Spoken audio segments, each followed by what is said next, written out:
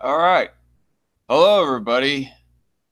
Merry early Christmas. Happy belated birthday to me because my birthday was actually on the 19th. But here I am with another episode of The Dark Cancer. Here, just doing a hangout stream, this time a holiday slash birthday stream. So I'm actually going to start sending out the link here, but yeah, I was just thinking of doing something like this. Okay. Uh, da, da, da, da, da, da.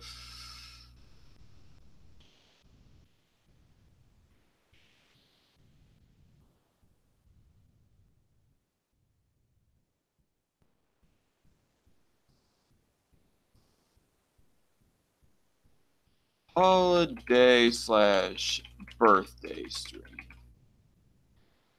Yep, it has been quite the eventful year, and I thought, what better way to celebrate it than with a hangout stream like this with some Christmas footage in the background, actually. Like the last time that I did something like this, I think I was like, oh freaking, it was like Dark Cancer number 18, I want to say, of when that I actually done that. Um, okay, one second. It was a Dark Cancer number 18, and I actually used a picture of the Andy Worski thing that I had used as a meme. The one part in his shout fest with Tonka Saw where where he at one point said at the top of his lungs, "Ho ho, bitch, bitch, ho ho ho." I screen capped the perfect look that he had on his face at that moment. And I just yeah, I just screen capped it and used it as a background of that episode. Anyway, what's going on here? So we got 3 people watching. Hello to whoever is that. Voice chat related. I don't know. I guess I'll put it in here. I'm just sharing around the link to a whole bunch of different Discords and Twitter chat groups. So, you sound like you fucking nutted, says S-Man Speaks. I don't Hey, know. John. What? Oh, Yeah, it's me, Godric. oh. Hello, Godric. How have you been? Got all your Christmas shopping done and all that jazz? Pretty much mostly every year it's spent with my uncle, so I don't get presents at home. I just go out and get the presents. Hmm. Spend with your uncle and you, uh, so what? Like you guys cannot nail it, quite nail it with each other on what exactly you want. I mean, I'm just curious. Yeah, hopefully my cousin got me a PS4 this year because last year my PlayStation 3 died and now I need something to replace it. Yeah, this Christmas was looking like for quite a while not to be a very materialistic Christmas, for me at least, because the vacation that me and the rest of the family took down to San Antonio, that it was quite a wallet gouge. So Mm. presents are a little bit light this time of year. Although that, in a way, that's probably a very good thing because honestly, Christmas and especially getting Christmas gifts, not so much of the giving part, but obtaining Christmas gifts, that seemed to have. Hello, S Man. Yes, man. Hello. So yeah, I mean, obtaining Christmas gifts, it seems to have been getting kind of old for me, and like I would feel a little bit well too spoiled, and just overall, it'd get quite old. And I now I got think a that if I was not to get any Christmas presents this year, that maybe it would feel better next year to feel more anticipated. What, S Man? I have gotten a fucking awesome Christmas present just days before Christmas. This is the iPhone XR. Oh my god, I'm loving it so much so far. And yes, I have really shitty hair right now. I should have combed it, but before I joined this stream, but I'm like, fuck it, it's Sunday. Not as shitty as your Mexican Johnny Bravo look. I will fight you, ho. You go ahead and do that. Go ahead and do that. You look like you don't get that much. I will win, bitch. Oh, you will win. You want to bet? I want to bet little noodle arms. Yes, nigga. I mean, I know I'm not exactly the most bulky, but at least I'm toned. But anyway, Yeah. You tell yourself that as you're crying and screaming, uncle. what? Screaming uncle? Screaming Yeah. uncle to who? Not to you. I'll tell you that much. You'll cry, uncle. You'll be like, all right, yes, man. I won't tell you to go shut up and eat yourself some tacos, quesadillas, and burritos. Hey, Lonely Wolf. Guys, I do like me some Mexican food. Sorry, what? And I like Me me too. some Latinas. Anyway, how's my microphone sound? Sounds really good. It sounds all right, but it sounds a slightly bit quiet. So here, let me raise it up for you just a little bit. All right. Thought I'd join my phone because I didn't realize I'd be getting a new phone. That's why I had to end yesterday's stream because I was like, oh, we're gonna go get new phones. Cool. My old phone. Oh my god, it had only 5 gigabytes of storage, and this has like 128. So I feel very good right now, and I like the new way the Hangouts looks in this thing. Although I heard they're gonna actually discontinue Google Hangouts next year. Wait, what? Really? Yeah.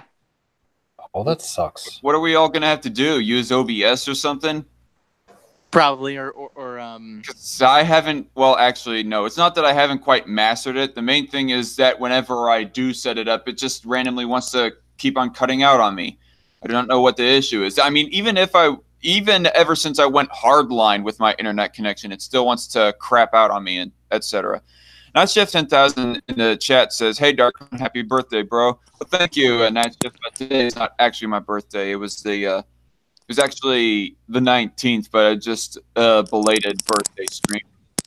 yeah. I remember. I actually did my birthday stream on my birthday, and I liked it. It was 6 fucking hours, but it was worth it because I had a lot of fun on that stream. Originally on Wednesday, I was planning on doing my birthday stream right then, but the thing is, then I got invited to for a birthday dinner over at my parents, so that was pretty fun. That's pretty neat. They took requests on what to cook for dinner, and I asked for a very special, very specific type of meal that I haven't been having very often, especially ever since that I moved out, which is grilled chicken. What would you grilled chicken. What would you substitute for watermelon? Anyway, I don't know. Wow. Could you roast watermelon?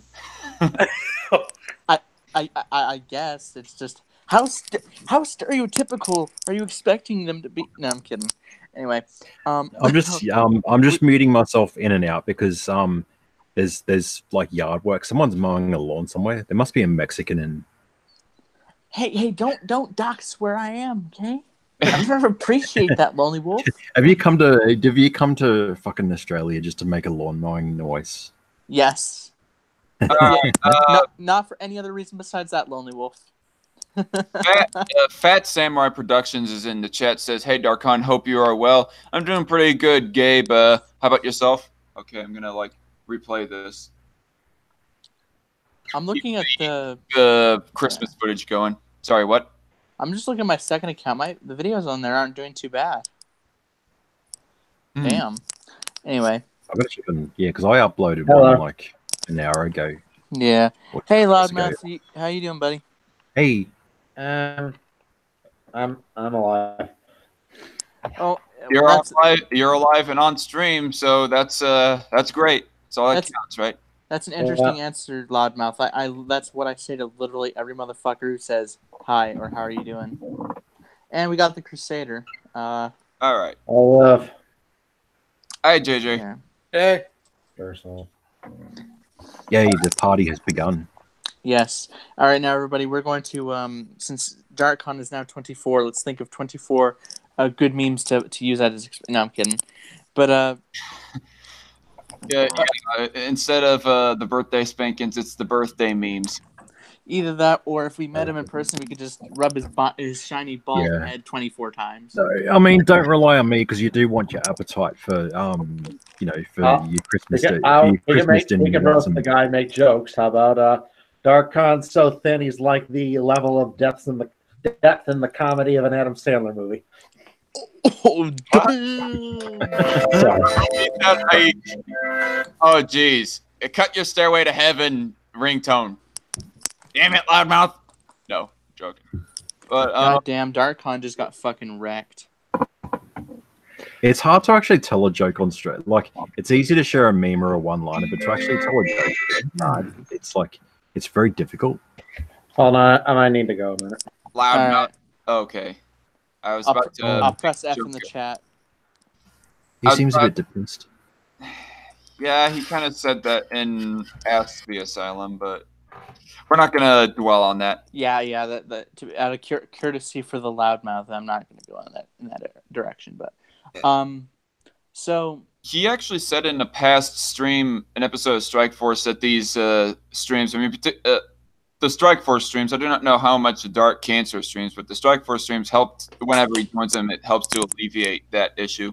What are you saying, S-Man? yeah, it's streams can be helpful. I do remember he did have a mental health stream talking about that with some chick. I seriously need to watch that stream, but I've watched it in its entirety. I've been guilty of this for months. Like I'm so backlogged on streams. I think by the time I watch all of them, there's the next 1,000 where I'm like, oh god. But I mean, I have to admit, I have been like watching like a white mom watching Netflix. I've been watching this short films channel called Umleto. I just watched one, and I think I've watched around 10 or 12 in the last few days. Oh my god, great channel. I think one of my favorites was the 1991 riots, and the one about that diver who hit the back of his head on that diving board. It had a message about fear and shit, and you might fall off that horse, but you got to get back on. Happy birthday, see you. Oh Jesus. So this is the this is the image that Nightshift just shared to me, or shared in the live chat here. So that's pretty cool. That's a pretty awesome picture right there. I mean, it kind of fits my channel, since I consider myself the Libertarian Reaper. Oh Jesus. Hey, Loudmouth, you good now? Huh? You good? Not really, no, but I'm here. And Jim is the Libertarian Loudmouth, is what he is. Yeah. Yeah, kind of. So, one movie I don't think I've heard you talk about, or anyone talk about yet. Yesterday, I had actually rewatched for the 7th billionth time Starship Troopers. It's actually a very clever satire on militarism. Yeah, I mean, and it had fantastic special effects for the time it came out. So, I consider it a pretty classic movie. By the same director who made RoboCop, and RoboCop is one of the best movies ever made. Hey, Loudmouth, do you care much for short films? I guess I like Looney Tunes. Those are short films. Well, there's this YouTube channel about short films where people can submit their short films, and they can host them on that channel.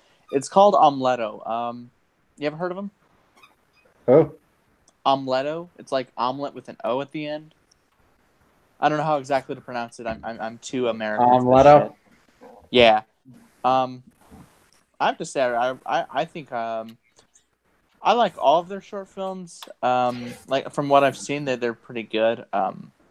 Are they like kind of short comedy bits, kind of like Robot Chicken or something?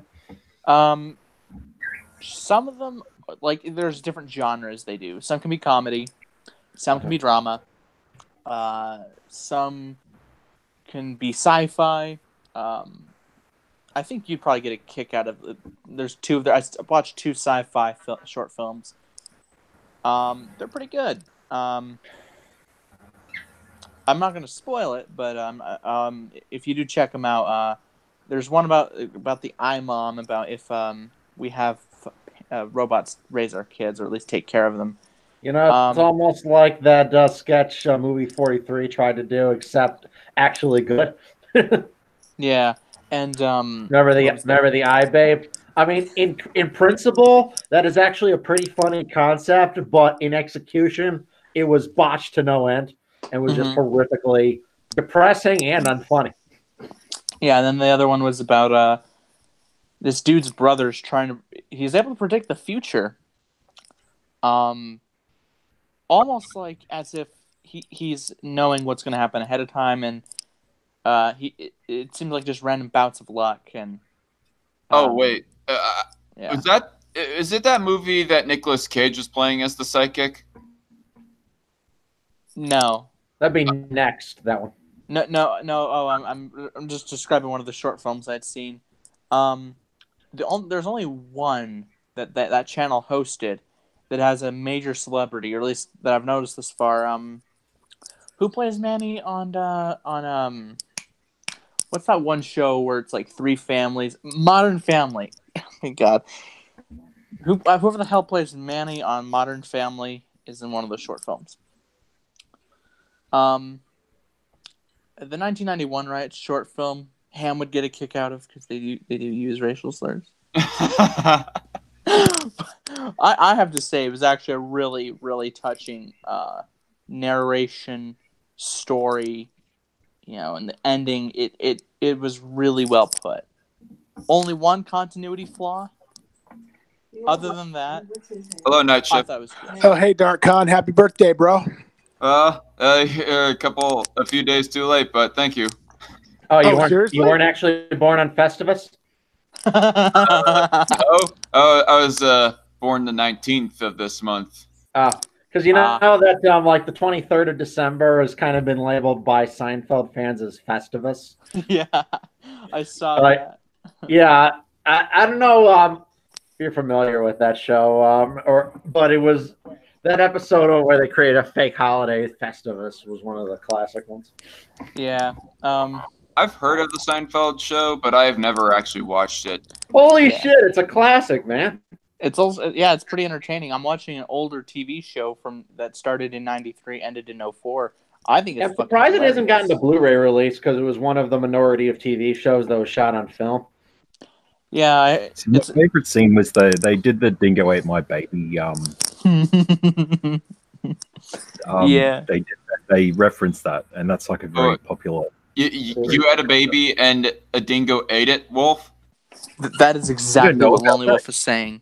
That is exactly what Lonely Wolf is saying. So what you're saying, Lonely Wolf? So what you're saying, Lonely Wolf, is you're not really asexual, and in fact are had sex with a woman to have a son.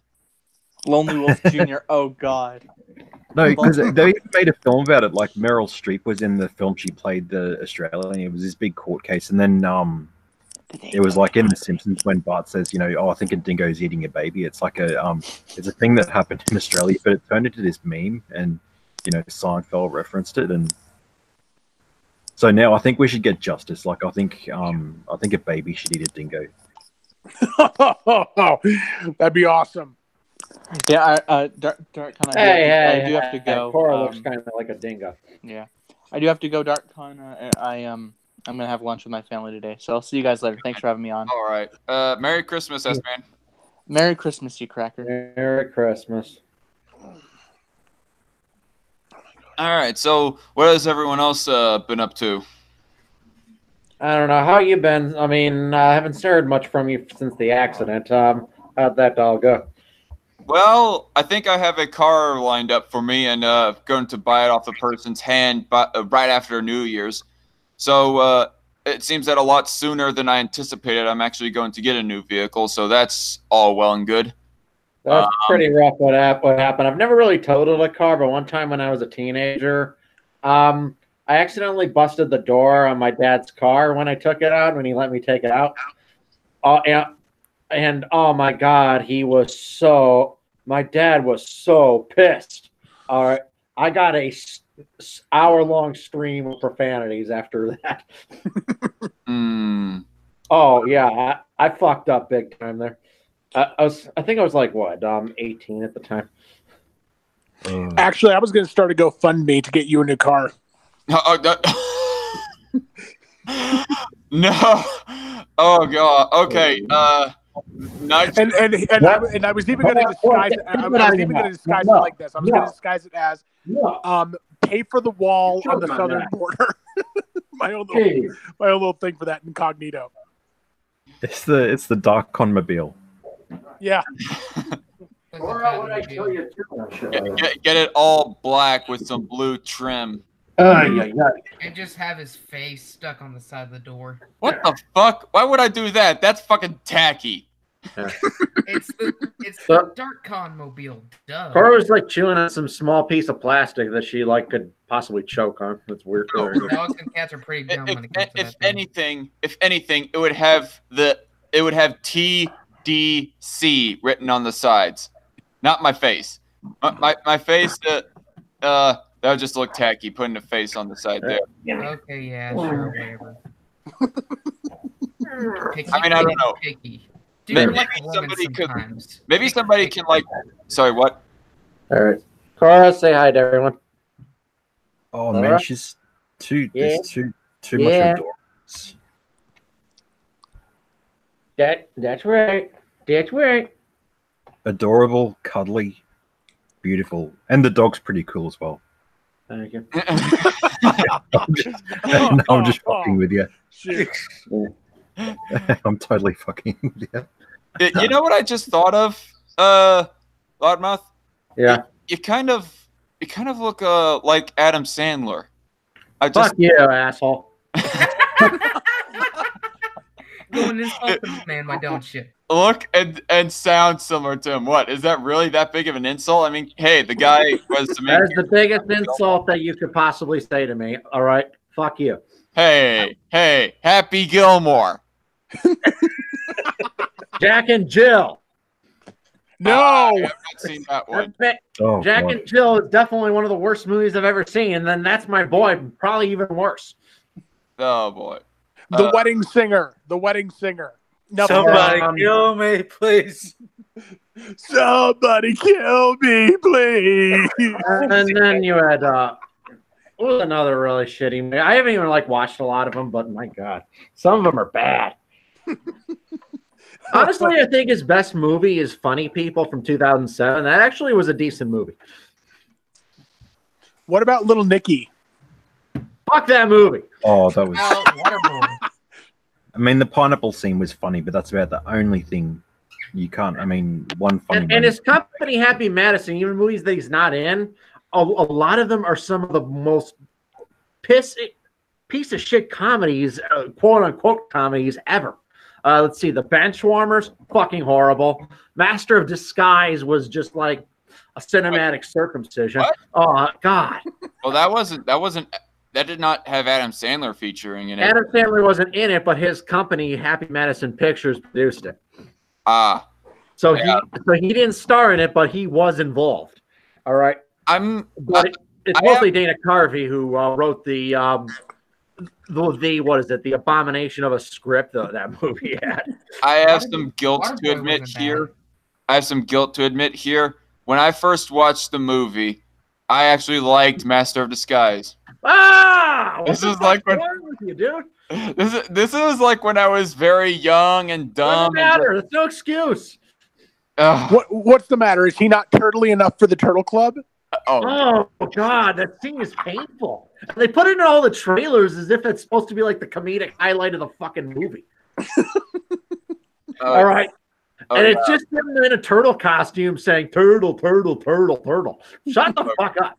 And all the fart jokes from the guy. Actually, the fart jokes, if anything, were the highlight of the movie. Nostalgia Critic even pointed that out. Those actually semi kind of worked. They're immature comedy, but they were not that bad. But my God, his impressions were just really bad in that movie.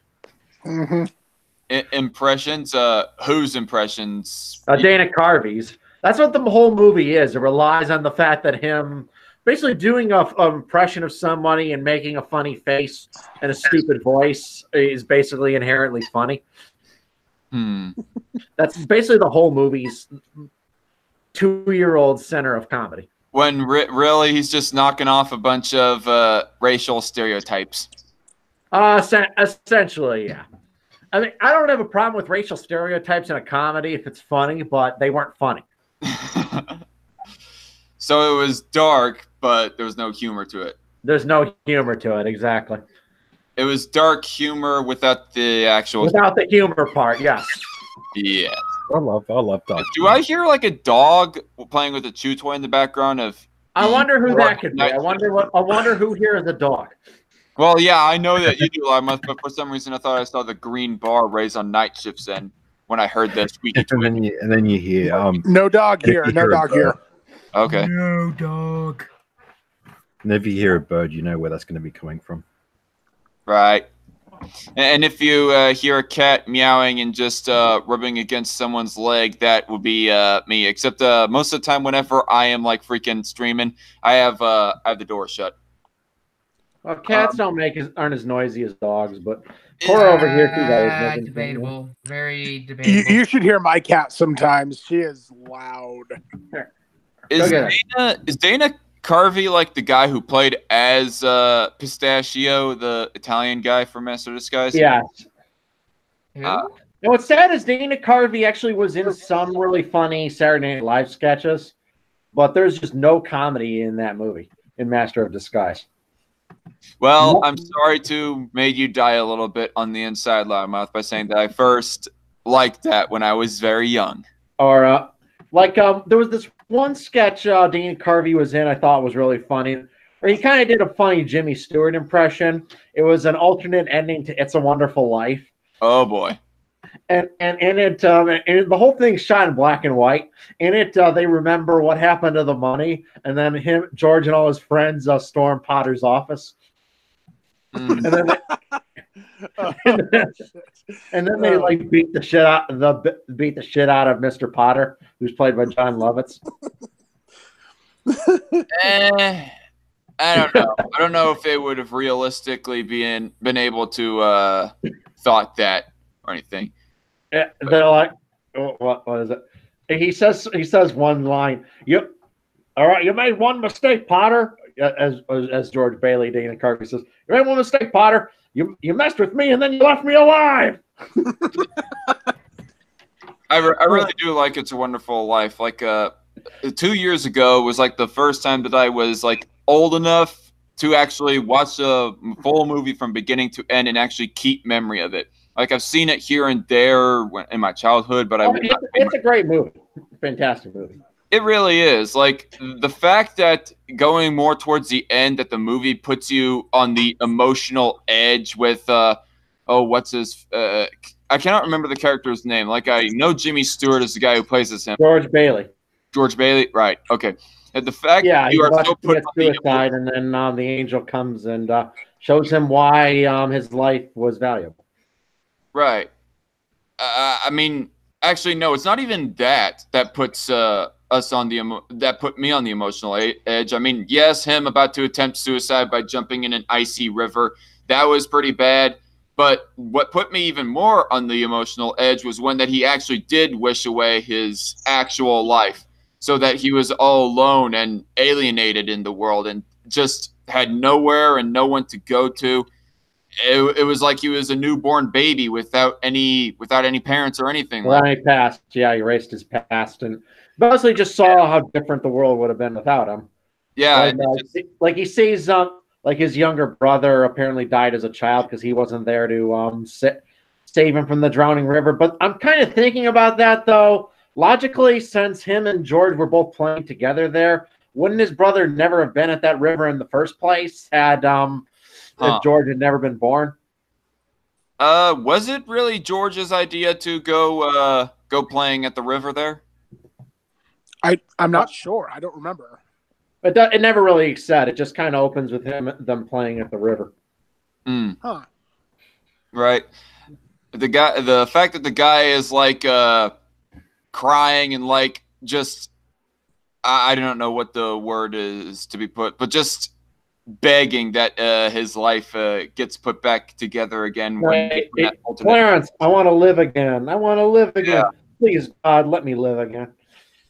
Yeah, like that was some legit acting from Jimmy Stewart. Like, oh, he was a great actor. Yeah, it's quite a shame that movie did not perform well in its time, but No, it didn't. But it was yeah, similar ultimately to the Iron Giant. It flopped at the box office when it first came out, and then became like a classic after more people saw it later. yeah.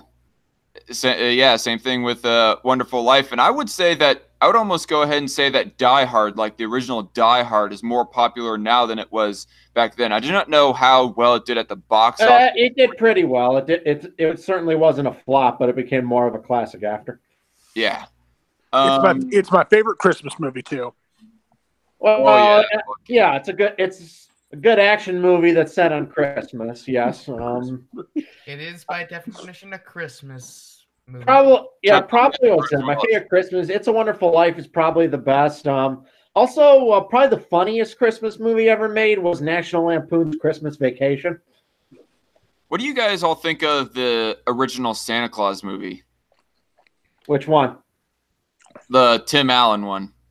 I never was a fan of it. I liked it a whole lot when I was a lot younger. Of course, I was like raised in the 90s. But looking back, I'd actually watched a review from somebody. I cannot remember what the guy's name was. It wasn't Nostalgia Critic or anyone else like that. But the guy had done a review on it. And looking back, yeah, Tim Allen's Santa Claus is quite a bit dumb. Oh, it's a dumb movie, no doubt. But it's okay. As far as what it is, a cornball Christmas kids movie, it's fine. It has some legit emotional movies. Hello, Zachary. Hi. But with National Lampoon's Christmas Vacation, it really just what makes it such a masterpiece is just because how Clark Griswold, how he has all these visions of a perfect family Christmas, and how he strives so hard for that, and how everything just blows up in his face in all these wacky ways. It's funny just because it's very relatable. All right, everyone's had that kind of perfect vision of how things should go in their head, and then unforeseen circumstances will fuck it up. And that's kind of just what Clark goes through throughout the movie. And it's relatable, but it's also over the top enough to be funny. I think 2 years ago is the closest thing that it comes to me for a perfect Christmas. Last Christmas was kind of a bit of a bummer. This Christmas is a little bit better than last year, but 2 years ago, that Christmas like hit the spot. Doing actual candlelight service of singing hymns over at church on the night before Christmas, and watching, like I said, It's a Wonderful Life all the way through. And just I felt like that I kind of just hit the spot as far as gifts I have given to other people in that year. That sounds awesome. Yeah, I mean, it's not like that we went on any vacations, but hey, in my eyes, you don't need to necessarily go on vacation to have a perfect Christmas. Like, in fact, the dog, the scene where he accidentally lets that squirrel in the house and that Rottweiler destroys the whole fucking house. It's so funny. Because I've been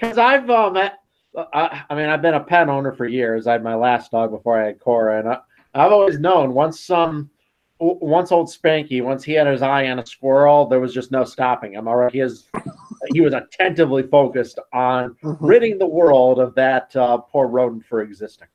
Whenever he saw that, Cora's the same way. I even see her now. She's not she's more inept right now because she's still a pup, but she'll see a squirrel in the yard. She's right after it.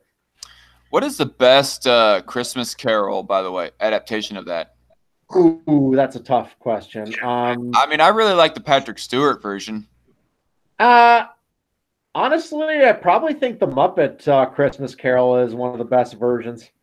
You read my mind, dude. You read my mind. Because Michael Caine was a fantastic Ebenezer Scrooge. I think I remember watching that at one point, but I don't hardly remember. In fact, I remember the Patrick Stewart. Okay, I watched the Patrick Stewart Christmas Carol a whole lot more than I had watched any other Christmas Carol adaptation. So right. I guess I'm kind of biased. Probably the best would be the George C. Scott version. Yes, that one. Oh, yes, that was awesome. Loved that George C. Scott was a great actor. Mm-hmm. When was that one released? In the middle of the 80s. Yeah. It was a television-made movie, but it was shot on film, so it's been restored in high definition. Wait. Did you say earlier that in the Muppets, Michael Caine played as Scrooge? Yes. Oh, Michael Caine, that Michael Caine, like Alfred from Dark Knight, Michael Caine. Yeah. Oh, fantastic actor. Yeah, he really is. But I cannot really imagine him playing as Scrooge because the guy just has too much of a comforting British gentleman type of voice, or at least the one that I'm used to hearing in like the Dark Knight trilogy and the first. He's played villain. He was the villain in On Deadly Ground, which is honestly one of the worst movies I've ever seen. And he actually fired his agent after he played in it. But he played an over-the-top villain in that one. I'm thinking throughout that whole movie, just with Michael Caine's performance, what the fuck are you doing in this movie? All right, you were a great actor, and here you are in a movie that is just complete utter dreck. But he actually admitted in an interview it was because he was at a period where he wasn't getting any offers, and it kind of made him nervous. So he was at the point where he was willing to accept literally anything that was offered to him, no matter what, in order to stay relevant. And then Steven Seagal sent him that script, and he just took it on the spot. But he admitted the movie is absolutely terrible. Would you say that Michael Caine's character was the best part in that crappy movie? Oh, definitely, without a doubt, because he gave a great performance, even when the material he was given was absolute and utter dreck. Have you ever seen that? Kind of like Raul Julia in Street Fighter. Yep. Yeah. Like you know what movie I'm talking about, right? You've seen it? Not me. Steven Seagal. It's from the early '90s. If it has Steven Seagal in it, I am pretty sure that it is bad. Yeah. But it wasn't just starring Steven Seagal. He actually wrote and directed the movie too. So then it's extra bad. Then you know it's extra bad. Then yes. So in every way, it is a Steven Seagal movie. All right, and he tries to save these Alaskan natives from this evil oil company, and that's who Michael Caine plays. He plays a oil company executive. Let me find some quotes from that movie to really tell you what the dialogue is.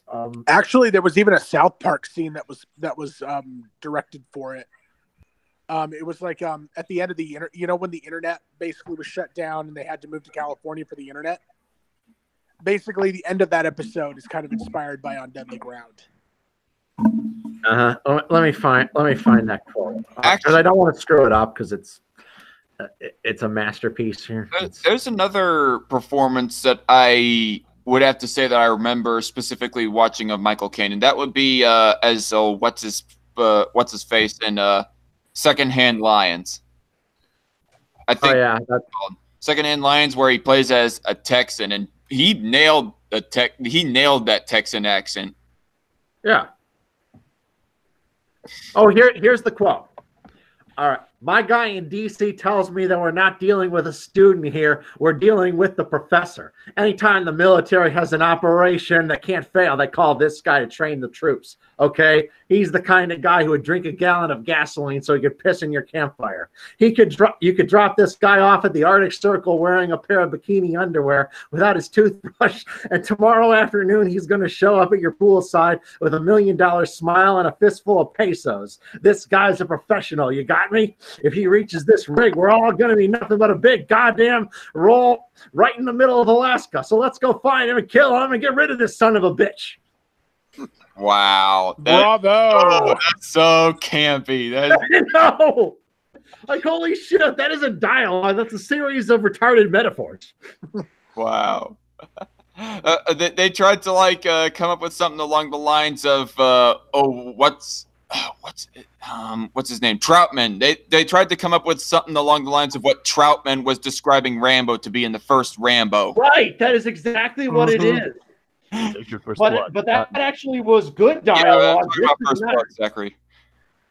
What? Yeah, I said I'm talking about First Blood, Zachary. I was quoting that.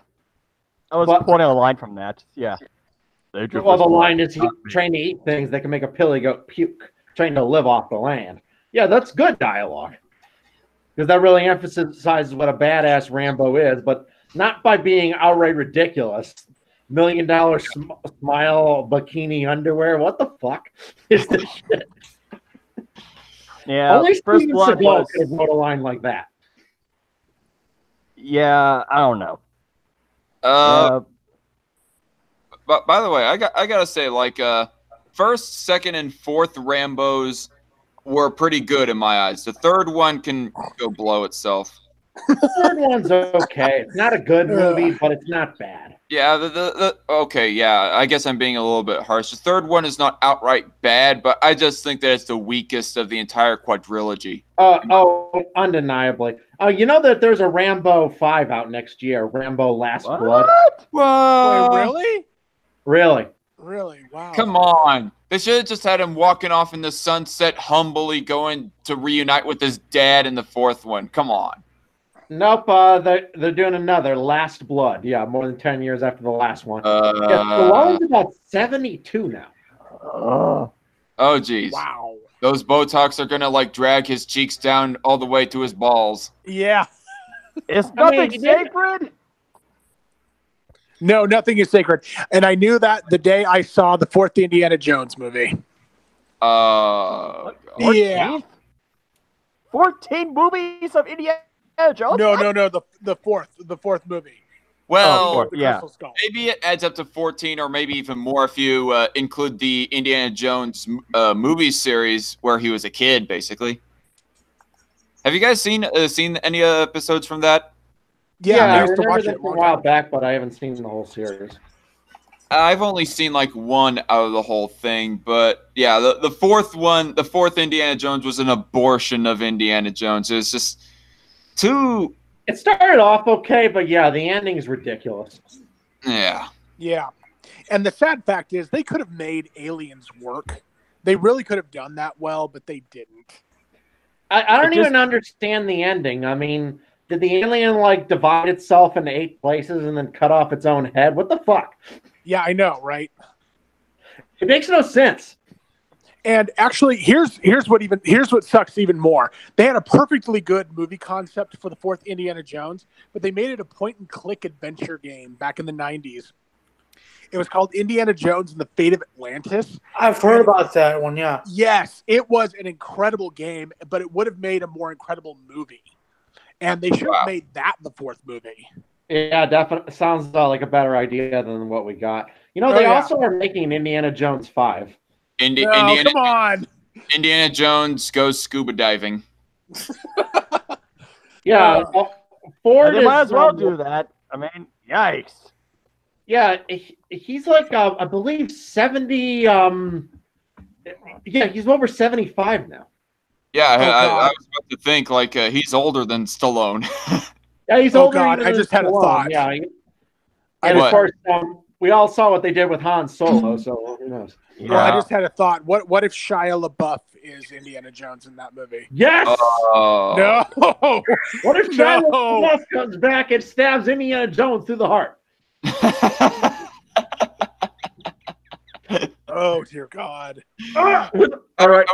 I wouldn't put it past him since Shia LaBeouf has become pretty psychotic in recent years. Oh God, yeah. He will not divide us. He will not divide us. Yeah, no, that musical that they did for Shia LaBeouf, where Shia was like the only audience member, that's actually somewhat believable now. Oh God! Oh my God! If you haven't seen that, watch it. I remember that time that he this is a while ago, like 5 years ago, he got charged with plagiarism. I don't doubt it, honestly. Yeah, he produced a short film, and people found out that he totally ripped off somebody else's work. Yeah. I remember there was a hashtag that was going around LaBeouf Films. They said, "Here, new movie idea. Man creates a park full of dinosaurs cloned from extinct DNA, but the dinosaurs get free when the power goes out and go on a killing spree called Triassic Park, hashtag LaBeouf Films." Says in the chat, I don't know who that is. You don't know who Shia LaBeouf is? One of the most, I don't know, fallen from grace actors of all time. Was he ever really that good? Okay, well, yeah, I guess he wasn't really that good. Okay, in Fury, I never saw any of. That was I never saw any of his. I never saw any of his content. Oh, really? Have you seen Indiana Jones 4? Part of it, yeah. Okay, well then that's one part. He plays as Indiana Jones. Transformers movies that Michael Bay fired up. Oh yeah, those. Yeah, ones. you've never seen Transformers? I have. Okay, well Well, then he you was in it. off content. Yeah. I just do not know the name of mean, the actor. I don't really keep up with celebrity. I mean, I'd say yes to a movie where you make out with Megan Fox, but whatever. Amen to that. To Red Feather in the chat. Shia LaBeouf was first in the earliest thing that I can name that he was in. He was in like Lizzie McGuire playing as the brother. Then there was like No, it was Even Stevens. He was that's the first thing he was in. My bad. It was a Disney Channel show. Yes. Yeah. Was Lizzie McGuire Disney or Nickelodeon? It was Disney, but Disney. But I don't believe he was in that. All right. Yeah, he played as Even Stevens. Then he played in Holes. He also had a small cameo in iRobot, where he was fucking annoying, in all honesty there. Transformers, Indiana Jones 4. There's a few other movies that did not do so successful. Fury is a pretty good one. I think that is Shia's best role ever because they didn't really do much though in it. He didn't do much. Not really. He was kind of a secondary character. I guess, but I can't really think of any movie where he was the main character. Maybe that's what it takes to actually make his character, whatever character he plays as a likable character, is you shoot Shia on the screen as little as possible. No, Holes was one where he was main character, which is actually my favorite film by him, with him in it, which was a long time ago. So yeah. Holes was 90s, wasn't it? No, Holes was like I think so, early probably. 2000s. It was like 2000, 2001. Yes. Okay. Yeah, that sounds about right because I was a kid when that came out. All right. And honestly, it was one of the worst decisions, one of many, many bad decisions Michael Bay made in the Transformers movies to focus the first three movies on Shia LaBeouf. I'm like, your movie is called Transformers. Your main character should be one of the fucking Transformers. Yeah, I think it was high school dipshit who no one likes. Right. They're going to make like a movie that is centered all around Bumblebee, pretty much. Yeah, it actually just came out today, and I heard it's got good reviews. You want to know why? Michael Bay didn't direct it. Oh, really? Seriously? I did not actually read anything about how he wasn't directing that, but I don't know. I guess it was implied to me. Yeah, actually, the director who they got, Travis Knight, his last role was Koba and the Two Strings, one of the best animated movies I've ever seen. Okay. Well, they actually made a good Transformers movie, it seems. All right, but all you need to do is hire somebody to direct it who's not a complete and total miserable hack. All right. What was I gonna say? Has anyone else here seen The Dark Knight? Yeah, I have. Transformers. My favorite movie. I fucking love it. No. It was called The Last Night. My bad. Transformers. Oh, The Last Night. Yes, I actually just saw that yesterday for the first time. Was it? How does it measure in between all of the, going on 5 now Transformers movies? It's better than the second movie, which is definitely the worst of the 5, but it's still a piece of crap. So it's better than the second. It's worse than the fourth. I'd say it's pretty much just the same as the fourth. Okay.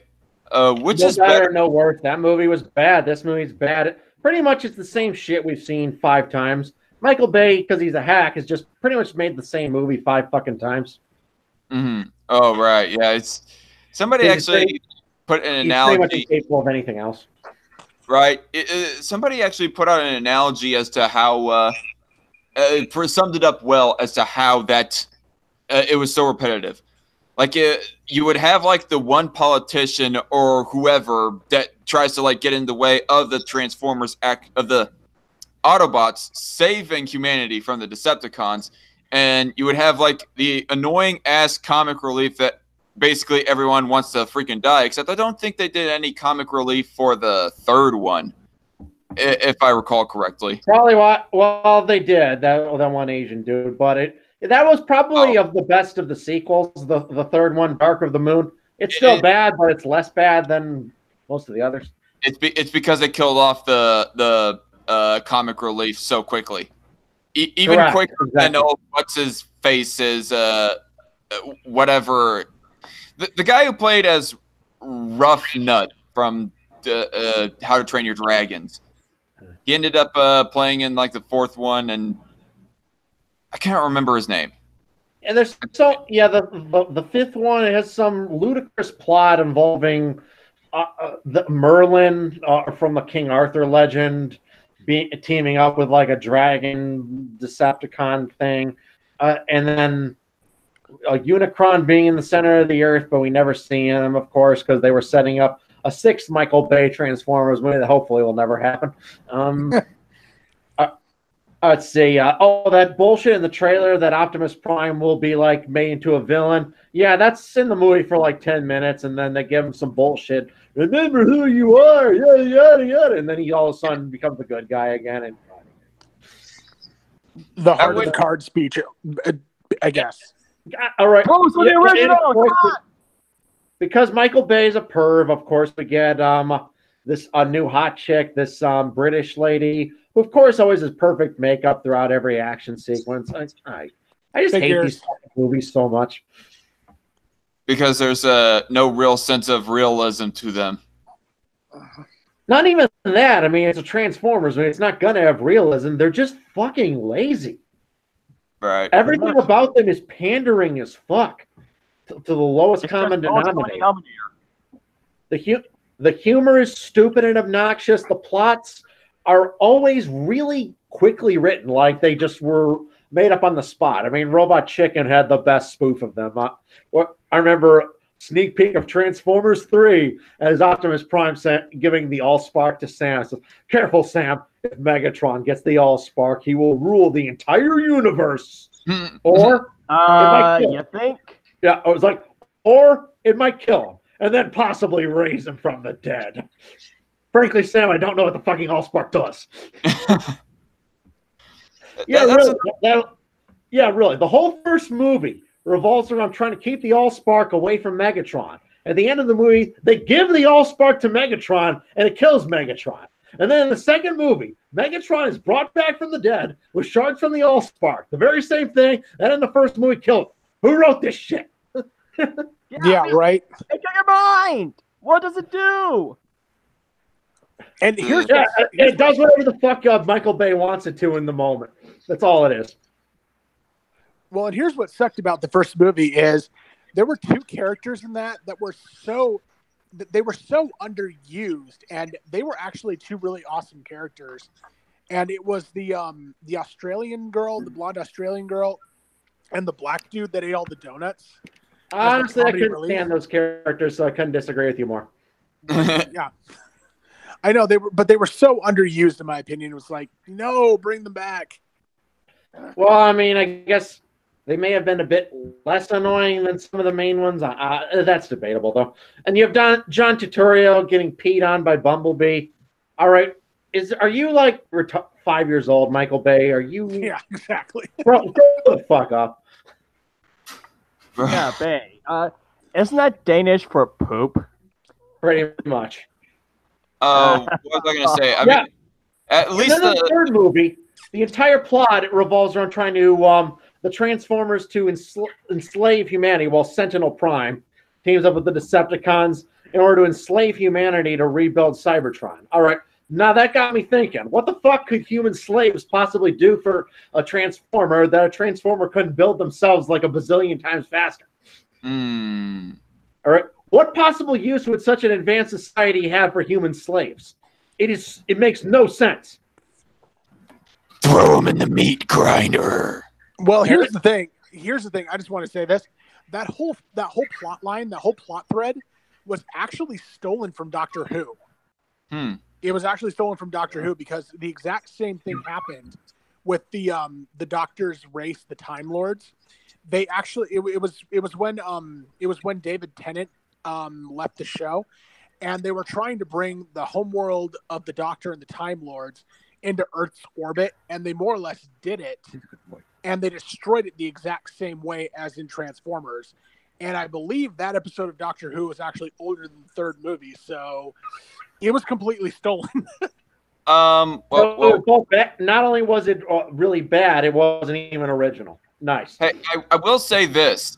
At least, the fat black dude that was in the first Transformers, at least he wasn't as annoying as the Mexican dude from the second one. Oh, God, that guy was obnoxious. The guy that gets shocked in the balls? Yeah, well... we spend, like, what, a minute of screen time with Ratchet, Ironhide, all right, and all these other established characters, but we feel the need to spend how much time with that annoying dipshit Mexican dude. You know what was... Oh, God. And then, of course, in the fourth movie, they finally bring in the Dinobots. And, of course, they're all over the trailers, all right? Look how cool the Dinobots are. Yeah, and then they're, like, in the movie for 5 minutes tops. In a movie that's well over 2.5 hours.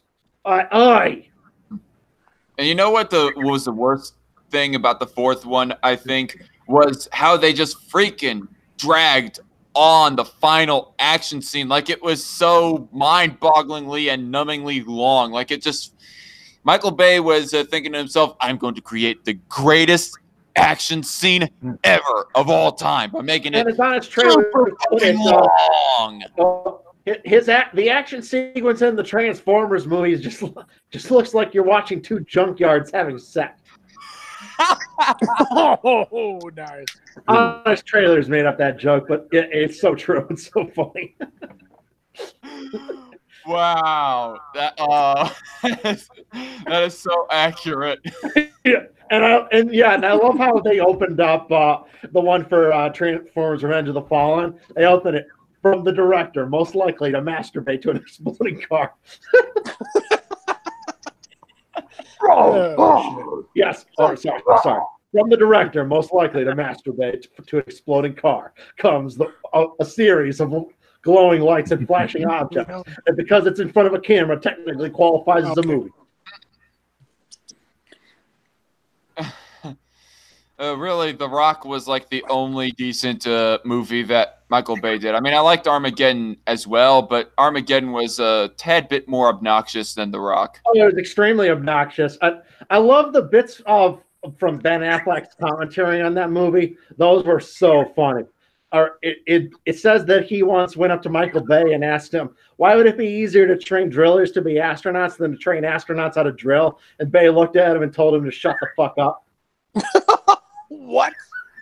Oh, wow. Douche alert. By the way, speaking of Transformers, let's compare movies. Like, how bad do these two movies compare to each other? The first Starship Troopers and the first Transformers. Oh my God! The first Starship Troopers like 100 times better. Okay. There's actually intelligent story and commentary behind its action. All right. Whereas the Transformers movies, their plots make no fucking sense, and they're basically just an excuse to have a bunch of computer animated things hit other computer animated things. I think one of the things that probably makes Starship Troopers better than Transformers is because Starship Troopers knows how to not take itself seriously, whereas Transformers was like half the time trying to take itself too seriously. I mean, yes, it had comedic moments, but still, they tried to set itself up as some grand epic that was, I don't know, of Lord of the Rings type top-notch quality or whatever. But Starship Troopers knew for itself that it was not so much to be taken seriously. I mean, the acting was so freaking campy. I mean, the special effects, they were decent for its day, but have aged pretty badly. It's not like those are special effects that held up to this day in the same way that Lord of the Rings has. Lord of the Rings animation looks pretty dated compared to like modern Hollywood blockbusters. The Fellowship of the Ring, I will say that the troll definitely looks dated, but when it comes to like the Two Towers or Return of the King, well, actually, I don't know. Shell of compared to the Hobbit trilogy, which was made like 9 years later, huge improvements. Oh man, wait, what? Huge improvements in the animation. Did you really just say that the Hobbit's special effects looks better than the original Lord of the Rings trilogy? No shit. They're made like a decade later. What the fuck? What the fuck? The orcs make my eyes want to bleed, like, for fuck's sake. Well, like, Smaug looked cool. Smaug looked pretty awesome. He looked awesome. I'm not going to say that he did not look like a badass, but he looked like the same equivalent of video game graphics. No, he did not, dude. There'll be video game graphics on that level in like 40 years, maybe. Mm-hmm. Honestly, comparing Starship Troopers to the Transformers, I would say Starship Troopers. However, I'm not too huge of a fan of that movie, mainly because the director butchered that. Starship Troopers is like my favorite book ever, and it got butchered. Well, yeah, it's not a faithful adaptation. In fact, it actually is the exact opposite message of the original book. The original book was strongly pro-militarism, and the movie just relentlessly ridicules militarism. Yeah. What do you guys think? Two junkyards having sex reminds me of shit posting of Angry MGTOW. Mr. Dapperton did both. Let's wrote a song by Cookie Crotch. Yeah, and I have the link pulled up on another tab here for like later. Oh, Irene Yvette is live. Okay. Oh, okay. Finally, okay. I had to mute myself. The bird would not shut up. He's singing that. He sings that song like the Tequila song. Yeah, I mean, no one makes fun of Angry MGTOW anymore because he's disappeared. Yeah. Maybe the feminists finally got to him. Everybody is a feminist except him. Everyone's a feminist. I will say, looking at it purely from a cinematic point of view with Starship Troopers, I mean, obviously, I don't know what they reveal in the later sequels of Starship Troopers, but with the context of the situation there, I think that it was justified for the humans to go ahead and attack the Zerg, mainly because it looked like a legitimate offensive attack just out of nowhere. Or did I say Zerg? Shit, I meant the Zerg or Starship or the bird Zerg. I said Zerg. I'm thinking StarCraft now all of a sudden. Yeah, but that's another thing. Anyway, I think that it was like a legitimate attack. I mean, unless like in some sequel of Starship Troopers, it was revealed that the meteor sent to Buenos Aires, that was actually sent by some humans working for the government as some huge conspiracy theory to get humanity motivated to want to actually attack the bugs. But in the first movie, that's not actually revealed. So for what I know so far, it kind of looks legit. I mean, but aside from that, I see like all the satiring of like government run media propaganda. Like that was obviously a satire. I mean, the stupidity and incompetence of the military itself. Yeah, that was like some legitimate cons right there. Looking at it purely from a cinematic point of view. Was you saying Nightshift? No, I actually saw the sequels. God, those were downers. But I saw the sequels and no, that did not actually happen. Wait. The meteor to Buenos Aires was not a conspiracy? No, it wasn't. I think what happened in the first movie though is that for some reason it was called the Arachnid Quarantine Zone, and in the book that was not the case. But they tried to make it look like the bugs were striking at us for actually quarantining their space off. Whereas in the book, it wasn't even a meteor in the book. It was actually like it was some kind of a spore or a pod full of the bugs. They actually came down here and destroyed that city. But no, the thing about it is that we didn't even quarantine off their space in the book. It was just a complete unprovoked attack by the bugs in the book. So it was even more so in the book. So it was even more so justified in the books. Yes. Well, that's kind of like I said. It changes the message of the books. It's not. Whereas that one was pro-militarism, the movie is anti-militarism. The movie basically ridicules what the author of the book was promoting. Right. The director, whatever his name was thinking you're taking too much of an optimistic look on the military, which maybe arguably so. That maybe the books was like taking too much of an optimistic look on it, but still, yeah. I got one question though, Nightshift, since you did watch the Starship Trooper sequels. What is up with them saying that John Rico was KIA in the first one? Was that a conspiracy or something? No. Did you see the whole thing? The first one? The first one, yeah. Yeah, I've seen the entire first one beginning through, and I've never seen any of the other four though. No, in the first one, they got it mixed up. There was another soldier that had his name, and that soldier was KIA.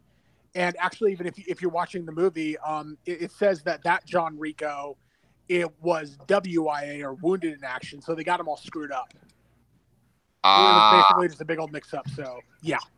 Apparently, they did not go into too much detail into that.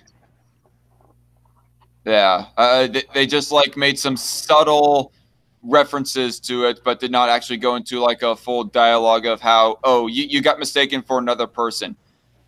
Man, they sort of did. They sort of did when his girlfriend finds out that he's still alive. Well, right. That's kind of when they re-referenced that. So. Right. I mean, she finds out that he's still alive, but I thought that was supposed to be her. Like, why am I even? JJ, comment on some of the movie stuff that we're talking about.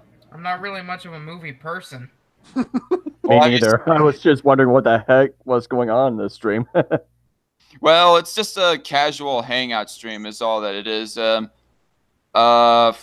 was I going to say? Yeah, I thought this whole time that was a conspiracy and Neil Patrick Harris's character was going to become a bad guy in one of the later films. I mean, his character, Carl, that's his name. Yeah, Carl. Yeah. He has the elements of a potential bad guy, like the type of good guy that would then betray his friends to, I don't know, sell himself off to the government for some huge-ass conspiracy to gain power or whatever else have you. Well, in the anime, there were two Starship Troopers. Well, actually, there were three Starship Troopers animes, but there were ones that came out just recently. And in the first one of the ones that came out recently, he sort of did.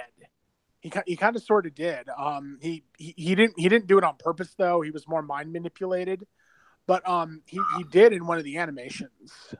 Okay, I see. Maybe he's just supposed to have an over the top, almost villainous type of look to him. Like, even though he's a good guy, he just has that sort of villainous look to him.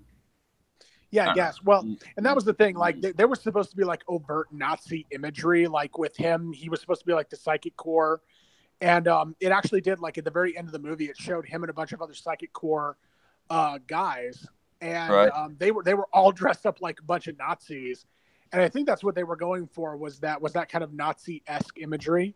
The oversized trench coats. Yeah, exactly. The over the top trench coats, like those things look like dresses practically. Exactly. Yes. A little bit more badass. Yeah. JJ, what? Okay, JJ, what do you have to say about the Transformers movies, dude? They suck ass. They suck ass. Yeah. Short but sweet. Which one? Which one was your favorite? Probably the first one, if I had to pick one. Right. I guess with the case of most trilogies, etc. And when it comes to like movies being made into sequels, the first one is typically the best of the bunch. They didn't learn from the 80s Transformers at all. Oh, the show, yes, that was awesome. There was like the one full-length movie with Unicron that had Leonard Nimoy playing as Megatron. No, he didn't voice Megatron. He voiced Galvatron, I believe. Wait, I thought he voiced both of them. Here, let me search this up. Also, yeah, but actually, Unicron was actually voiced by Orson Welles, which was the last thing he'd ever played in before his death. Yeah, and there was like somebody that did a oh god, what was I gonna say? There's somebody that actually did a list of actors that actually did not give a crap about their own roles, but they still did good. And Orson Welles was one of them. He did not really give a crap about his role, but he still did great as Unicron. What's his face that played as the original Obi-Wan Kenobi? God, Alec Guinness. Alec Guinness, yes. He did not like Star Wars yet. He still had a half-decent performance there. Alan Rickman as the Sheriff of Nottingham from Kevin Costner's Robin Hood. He did not. That was a good movie, though. Yeah, no. I did like it too, but unfortunately, Alan Rickman did not like his own role in that. I honestly thought he did pretty good in that. I mean, I just laughed and chuckled at the over-the-top campy nature that he gave to it. Something vexes thee. What? No, it was from that movie. It was when he started pounding the knife on the table, and the old witch was like, "Something vexeth thee." It was supposed to be something like that. I like the one part when he was all like, "And cancel Christmas." Yes. Oh, speaking of Robin Hood, Rod, I will not. I will not leave you. Right. If you're a snob, you or something. No, I mean I like the cartoon Robin Hood. I think that's the best character in that movie was the sheriff himself. From Disney's Robin Hood, that is. Oh yeah. I mean, obviously, Prince John was pretty entertaining, along with Hiss, Lady Cluck. And Robin Hood himself and Maid Marian, they just played the stereotypical hero and heroine, and of course they essentially, because the Jungle Book was successful, they essentially just made Baloo, put him in Robin Hood, just changed his fur color and put him there. Same. He's essentially the same character as from the Jungle Book. Right. I just want to say Prince John represents pretty much every reason why I'm a libertarian. He represents every reason for that. Hey, the man signed. Well, the real life version of him, not the whiny lion who sucks his thumb, but the real life Prince John actually was the man who signed Magna Carta, which kind of created separation of powers and the rule of law and like standards of justice that were well ahead of their time. Now that's what you call ironic. Yes, it is very ironic. All right, history actually owes that man a lot. Granted, he was forced to sign it by an uprising of the nobles, so it wasn't just because he was such a great guy. Okay, so it wasn't because of his own intent. It was just because of social pressures. Mostly, yeah. So I guess he's not really like that great of a god, but it's kind of ironic that today most people remember him as a lion who sucks his thumb, when in reality he was a very important historical figure. A guy who freaking taxed the pants off of everybody. And most historians don't think Robin Hood was a real person. They mostly think he was a legend from the 1600s, about the 1300s. I never really thought that Robin Hood was a real character. It's actually debated by historians whether there was any truth to it. Some believe actually the term Robin Hood may have just been a generic term for outlaw at the time. There may have been many Robin Hoods who were just kind of rabble-rousers throughout the period. It kind of got canonized centuries later as kind of a single character. So the Hood was robbing everybody. Correct. I think I consider myself a Robin Hood because, I steal memes from one group to give to another group. Yes. Yeah, and the thing is, the original Robin Hood did not even have a main Marion. It was just a Robin Hood that was more or less either causing trouble, getting revenge for something, or just getting into all sorts of mischief. Yep. There was no real man that gave to the that stole from the rich and gave to the poor. Oh, damn. Okay, I'm looking at Wikipedia here, and yeah, call me a monkey's uncle. Megatron and Galvatron were both voiced by different actors in the 1986 Transformers cartoon. Huh. The more you know. I mean, they sound so alike, though, was the thing. Because that's kind of what threw me off. The more you know. Hey, birthday boy and friends. Yeah. Thanks, Marianne. How are you doing? Don't Transformers only have so much energy? Asks Red Further. That's the thing too. I mean, Energon. Well, yeah, Energon. That's the thing. Like, how quick does it take for a Transformer to like run out of Energon? So there's a point that he Supposedly they have basically lifespans for thousands and thousands of years, much longer than humans. right? But I mean, how much can they go without having to refill their Energon? Like, the same question as to how much can a man go without food? Like, I'm not exactly sure. Probably varies, depends on different versions. I wasn't really that cartoon was never really my favorite as a kid. I watched it sometimes. Like I was more into like Batman the animated series and stuff. Oh God, me too. Yeah, Batman animated series. And of course, Gargoyles, which I've done videos on now. Who saw Beast Wars? Yeah, Beast I Wars. remember Beast Wars. It was one of the first computer animated TV shows. I'll be right back, you guys. Oh yeah. All right. I think it was the second after Reboot.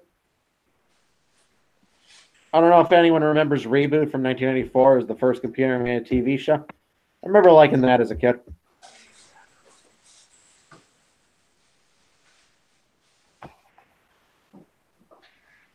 I have no idea what you're talking about. Well, yeah, I don't know. Like I said, 1994. How many of you were even around in 1994? I wasn't even thought of. I was 2 years old then. Whereas I was about 6, so I remember it. It played on ABC Saturday morning. It was actually a show produced in Canada. It was a Canadian show that got bought up by networks in the States. Yeah, have you seen Doug or Recess? Those two Yes, shows? I remember those shows. Yeah. Those shows. Looking back on them, they weren't really ever that good, but they were, I don't know, they were entertaining enough as a kid. It's kind of always funny watching Nostalgia Critic because Doug Walker hates that show. Is it true that one of the guys that was part of the cast and Doug had a little rage crit in the middle of recording? I'm not sure. I wouldn't be surprised. But Walker hates it because apparently when he was a kid, he was in middle school when the show premiered, and other kids, because kids are assholes, would tease him and say, "Hey, it's Doug funny," which is I could totally believe that happened because that is so shit that kids that age would do. What's the show that you guys are talking about that Doug Walker actually hates? The show Doug from Nickelodeon. Yeah. He said he hates it because kids in middle school would tease him and be like, "Hey, it's Doug funny." Wait. Wait a minute. Wait, Doug was aired on Nickelodeon? I thought it was on one Saturday morning. Disney, yeah. Wait, I thought that was called Recess. That was a different show. No, that's a different one. I think Recess was before Doug. No, Doug. No. Doug was first. Well, at least the Nickelodeon version was first. I remember. I was around back then. But are Doug and Recess both real? Oh, no, they're totally different. My bad. I'm thinking two different series. Okay, Recess had more realistically proportioned characters, whereas Doug, he had a guy with a big ass square nose or triangle nose or whatever the heck. Yeah. There were a couple moments in that show I kind of fondly remember. Like, there was this one where he was babysitting his friend's little 2-year-old brother, and he's just watching TV while the kid's playing, and he answers the phone, and their mom's like, "Oh, well, yeah, of course I'm watching him. Of course I wouldn't leave him alone in a room with markers. Only a complete idiot would do that." And then he hangs up, and then he walks in the room, and the kid is drawn all over the walls. Like, that is funny. Because I can totally see that. Because that's how kids are. Little kids, you never leave them alone with martyrs. No kidding. Never leave them in a room with basically anything. Yeah. Doug, all grown up. Huh? That's Just nightmare fuel. That's literal nightmare fuel. Oh, dear God, kill me. Nightmare They should fuel. actually do that. They should Actually, has anyone heard the fan theory? Characters grown up. Wait, Nightmare fuel as in NFP Reese. Yeah. Well, hold on. Has anyone heard the fan theory that what's her name? What's the girl's name in that? Patty Mayonnaise. Yeah. Has anyone heard the there was like a fan theory that she was a lesbo? That was never in the show. Hey! Have you guys ever seen the adult Arthur shorts that somebody made on YouTube here? Oh, yeah, I have. Yeah, at the end of one of them clips, it turns out that Muffy and Francine are both lesbians who like each other. Yeah. And Muffy. And she was why am I not dating Arthur. surprised? Wait, what, JJ? Something robot She was chicken actually dating Arthur, then found out she was lesbian. Right. Hey, Brandon. Muffy was actually bisexual. In fact, She likes the muff. Yeah, she seems like the type of girl who would be the crazy bisexual girl that would love to engage in a three-way. Muffy the Vampire Lair. What? Actually, I thought you were making references to Marcy and Peppermint Patty. I think a wolf meant to say Vampire Slayer. No, because I worked in a video shop. They had because I worked in a video shop in my 20s or whatever when I was still a spring chicken, and that was one of the movies on the adult section. It was called Muffy the Vampire Lair. Hey, the crazy stuff on the internet. Yeah, it was next to the Wet Dream on Elm Street, like the old VHS. Were they porn? Like?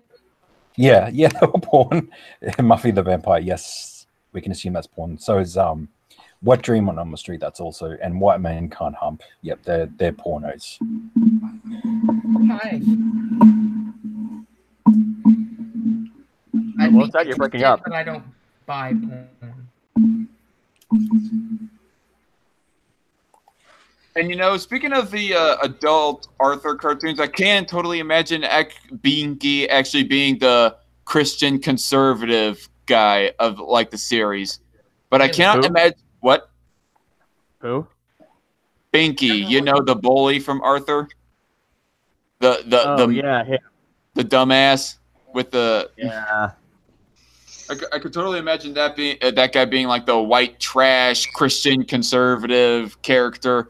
But I cannot but imagine Buster growing up to be like a bodybuilder of sorts. Christian? What? But yeah, I can imagine. No, I'm just saying for what I can totally imagine these different characters to be when they grow up, or how they were in their childhood, like as the Arthur series was portraying them out to be.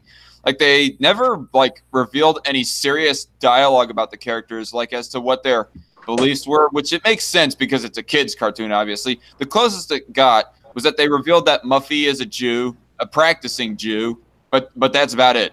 But Binky, I could totally imagine being at least the son of a couple of white trash Christian conservatives, that being his parents, of course. Well, nominally Christian anyway. Nominally, probably. What? Nominally, anyway.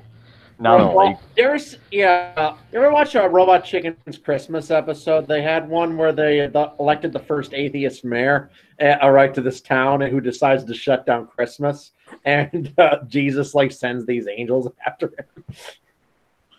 What? Okay, now you've got my attention. That sounds funny. Oh, actually, that's not even the funniest one. The funniest one, actually, this was funny as shit. Was one where a dad hears his daughter singing "I Saw Mommy Kissing Santa Claus," and he thinks, that fucking whore.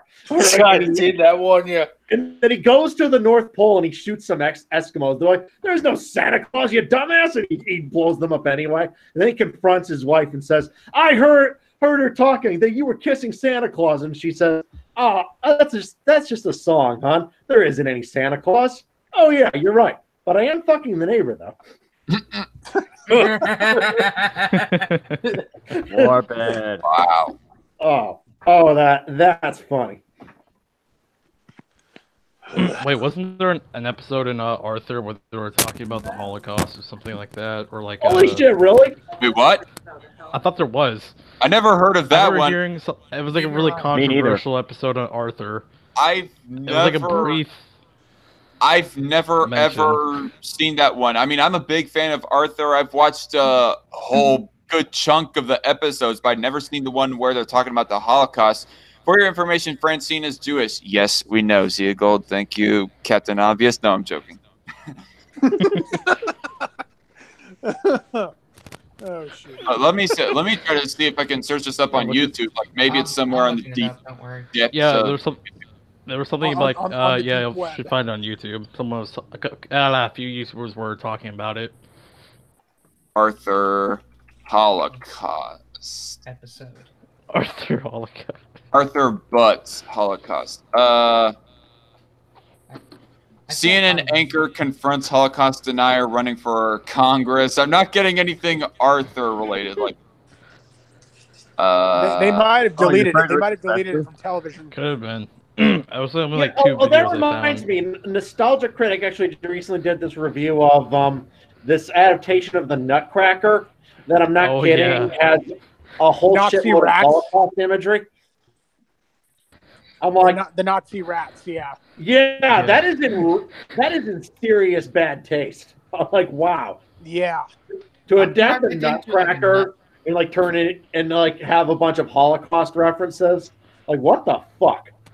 I'm surprised they didn't have like a Nutcracker literally about cracking someone's nuts. Like it like comes across like they hired a psychopath to direct a family movie, and that's the result. Mm-hmm. By the way, Zach, I was joking about that. Oh, what? I was joking about that. I was fucking with you. Oh wait, I'm not paying attention.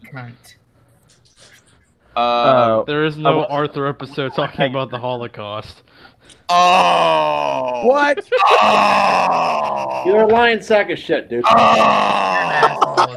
He got us all. I wanted to see if that sounded believable. It kind of did. It actually kind of does, because that would make sense because Muffy's a Jew. Actually, that sounds like something they do in Steven Universe. They probably would. You know, that's probably I would not really put it past Arthur.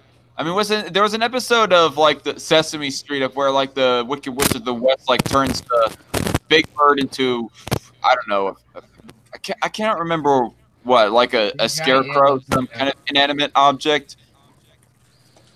Like it was like so, I guess, disturbing for kids that they pulled it down. Kind of a shame that the Happy Time Murders couldn't have like actual characters from Jim Henson previous kids productions in it, because I can imagine they could have done some fun stuff with them in like the R-rated plotline.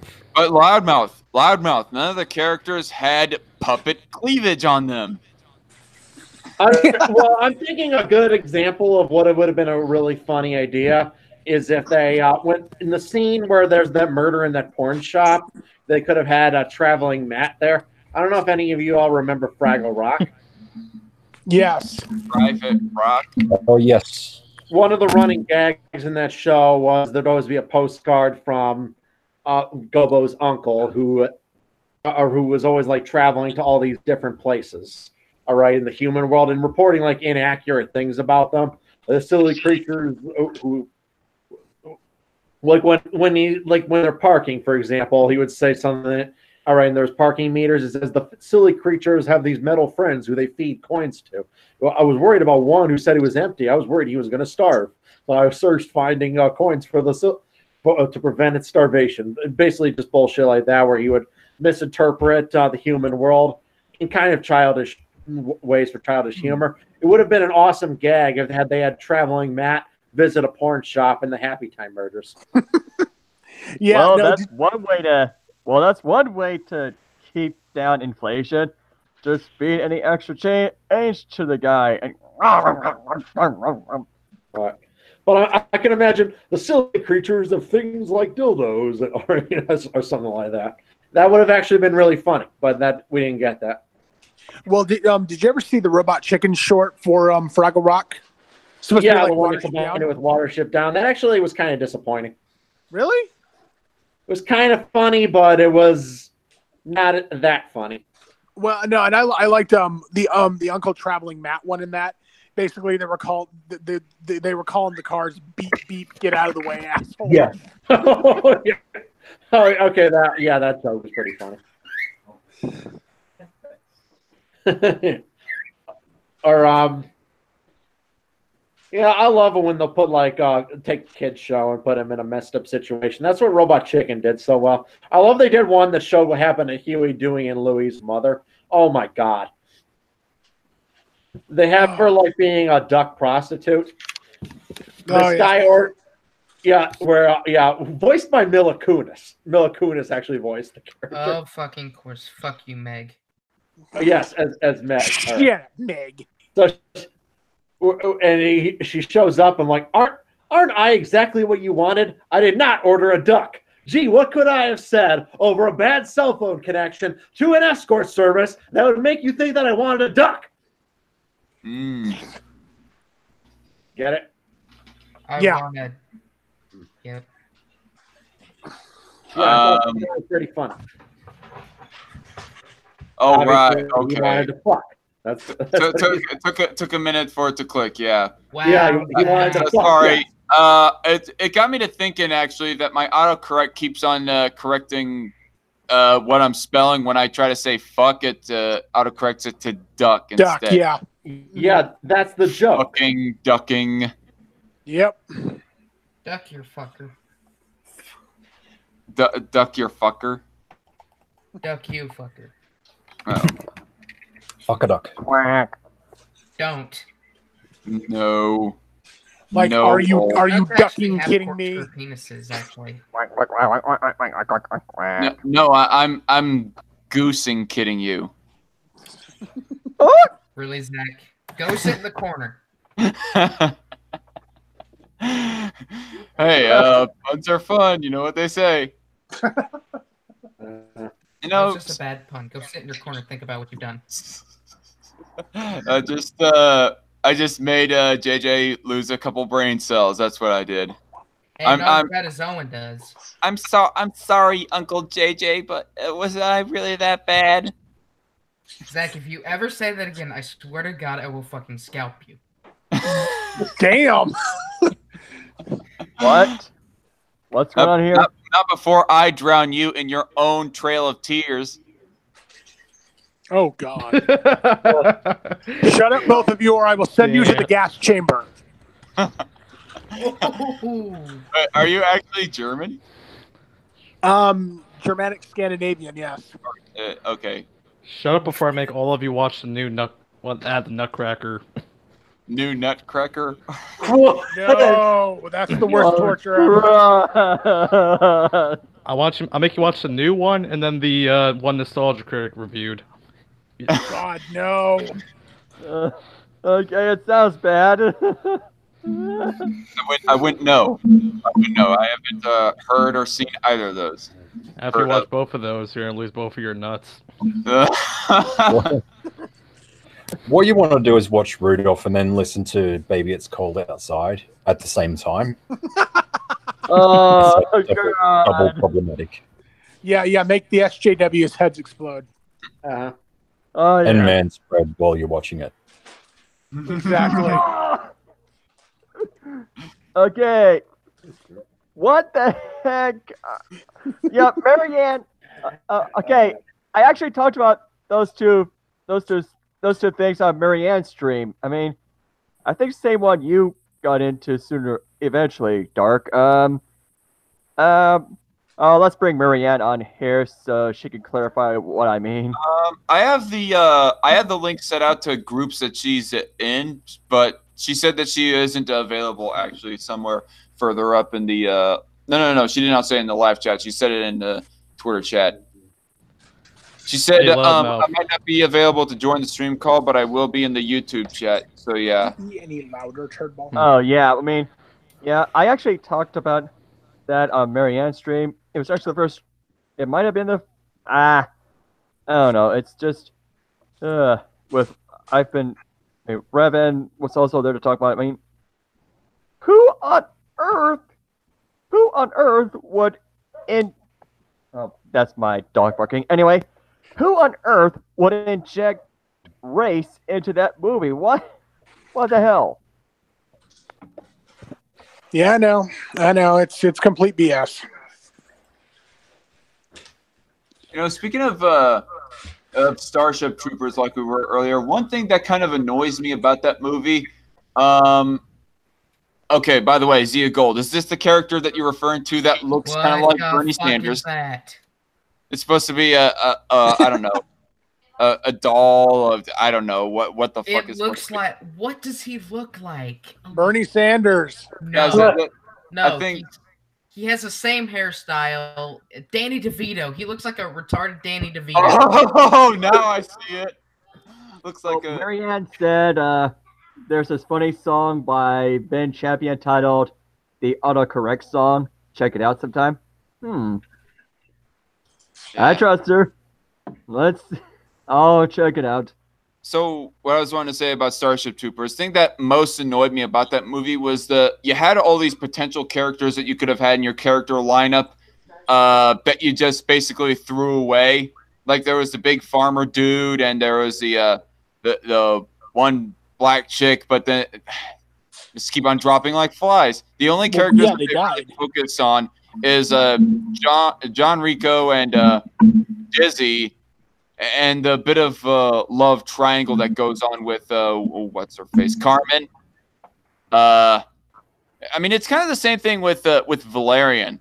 Valerian had a whole bunch of potentially good side characters that they could have kept in the movie, but they just kept on like staying in the film, not for any more than 5 to 10 minutes or anything like that. Yeah, no. Has anyone else here seen Valerian? What? Valerian and the City of a Thousand Planets. Never heard of it. I have seen that movie. I haven't seen it. I thought it was visually stunning, had highly imaginative elements, but I thought the two main leads sucked and delivered some really atrocious love dialogue. Oh yeah, that's where it really flopped. Like it seemed like what's his face, Luc Besson, is that his name? It seemed like as if Luc Besson was trying to capture the same element that he did with Fifth Element, between Bruce Willis or Corbin Dallas, that's his name, between Corbin Dallas and Lilu. I mean, now that I think about it, that love relationship wasn't even that good. No, it wasn't, and this was worse. Okay. Love story of Twilight.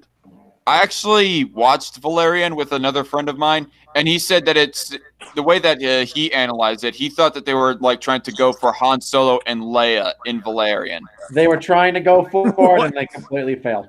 Oh yeah. I mean, the difference is with Han Solo and Leia, when they first meet, they don't really like each other, and whenever they do like each other, they're just reluctant to admit it. But the thing with Valerian and old what's-her-face, extremely on the nose. Yeah, that they just like jump right into they're in some kind of semi-relationship, and they quarrel with each other like a boyfriend-girlfriend type couple. They don't quarrel with each other like potential fiancés that are just in denial of their own love with each other. I don't know. It just doesn't capture the same element as Han Solo. Nope. Han Solo is secretly gay. What the fuck? No! Don't ruin Star Wars for us, JJ. Han Solo is my favorite character. Actually, they were trying to say Han Solo was bi or some shit like that. No! No, I shit you not. I shit you not. No! I do not need. They're ruining Star Wars. I don't need the envisionment of Lando and Han ship fan theories now. I was thinking Han God, and Chewbacca. Make it just for a second to see it. No. I was thinking about Han and Chewbacca. Han and oh, what? God, no, not Han and Chewbacca, please. No. Han. Okay, that's just sort of bestiality there. Oh, wow. It basically is bestiality. What about Han Solo and an Ewok? God, no. No. More like Chewbacca and an Ewok. Yeah, species is a social construct, guys, okay? Let's not speak species over. Don't be a speciesist. Hey, Loudmouth, quit being such an SJW snowflake. Okay, and before we get off the topic of Starship Troopers, before we get off, okay, don't give SJWs any ideas. Yeah, we've been like floating on and off of Starship Troopers, but go ahead, Nightshift. The most loyal adaptation film to the book is an anime that came out back in 1988, and I would suggest everyone here watch that. It's a 6-part anime, but it is the most loyal adaptation of Starship Troopers that's out there, and it's actually really great for a 1980s anime. So I just throwing that out there. Starship Troopers 1988 anime. Yes. All right.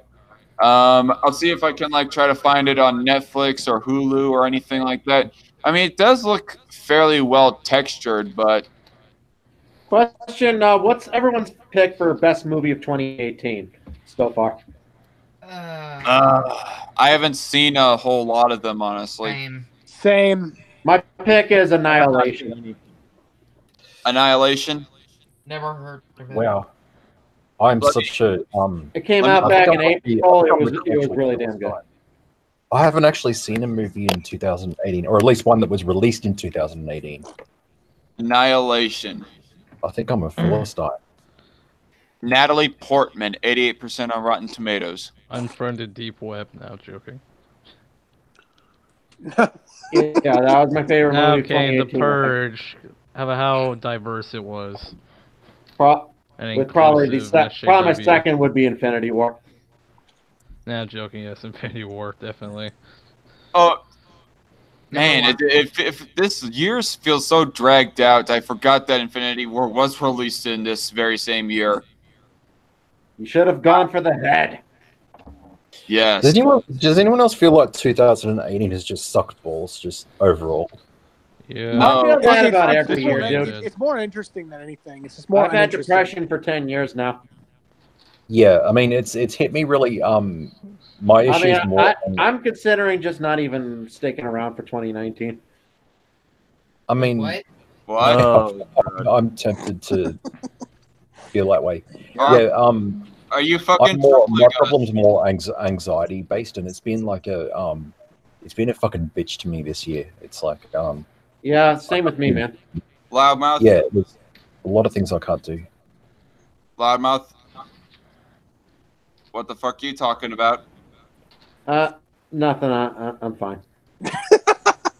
Yeah, you were so full of shit. Yeah, this year. Okay, if you were being sarcastic, that was fucked up, dude. Yeah. Dude, I don't know, dude. I have depression on and off, but I don't know. I do too, and yet I don't think about killing myself. Much less saying it out. No. You guys are complete wussies. I've got a gun pointed at my own head right here, right now. What the fuck? I'm fine, dude. No. Okay, come on. This is getting way. Dude, I'm fine. Depression really gets to me sometimes. Okay. But I'm happy to see that because sometimes these streams can be good because I've seen Loud, even if it's momentarily, it's because at the beginning of the stream it's like Loudmouth who was sort of in and out, but now that you're talking it to people about things, it's kind of I can see sort of the change in your demeanor, but it's a temporary thing, but it always helps. Right. Yeah. Yeah. But I don't know. Back to Starship Troopers. I was gonna say something. What? What's up? Yeah. Have you guys heard about the stock market being? Well, how the stock market's doing? Honestly, I don't really pay that much attention to the stock market, and it's not that it's not that good of a metric in my book as far as how good the economy is going. I mean, I don't mean to like sound like a leftist progressive or anything. Well, from what I hear, though, it's largely because the Federal Reserve is raising interest rates. Pretty much. Another thing to worry about. Another thing or nothing to worry about? Another thing to worry about, but whatever. Thanks, Feds. Oh, God. Okay, Zio Gold is in the chat saying, if I draw a comic of AIU getting an ass whooping from a space marine, how fast will you fap to it? Or will he fap to it? Just shut up, man. You know, speaking of Space Marines and Starship Troopers, that's another thing about Starship Troopers. I've always mistaken for the longest time now that Starship Troopers and StarCraft were both based off of the same material. Just because it's like futuristic space soldiers fighting against bug-like creatures. But thing is, in Starship Troopers, you don't have the Protoss. Now that I'm actually grown up and somewhat matured, I can actually differentiate that the bugs from Starship Troopers are called arachnids. The bugs from StarCraft are called freaking Zerg, for crying out loud. Right. Actually, StarCraft was based on Warhammer 40K. I played the Dawn of War series. I own them both, 1 and 2. Wait. Warhammer 40K, it had orcs in it, though. Space orcs. Yeah, but It's pretty bad RTS, the Zerg are very much like the Tyranids. The Space Marines are very much like the Terran Marine Corps. Right. And the Protoss are very much like the God, what are they called? They're like a mix of the Eldar and the oh God, what are those guys called? The reptilian ones. Right. The Tau. What was you saying, Godric? I was saying Dawn of War 40K is really badass. I own them both on Steam. I've played them. Well, only the first. I'm still into the first one, really. Zio Gold says in the chat, 40K has the best Space Marines. Actually, that's kind of what I've heard from like other nerd review channels. What are they known as? Blood Ravens, right? That's what I'm trying to get to my mind. What? Yeah, they're not really Space Marines if you think about it. Their company title is the Blood Ravens. Blood Ravens. Well, yeah, you should really buy the game, Darkon. It's really great.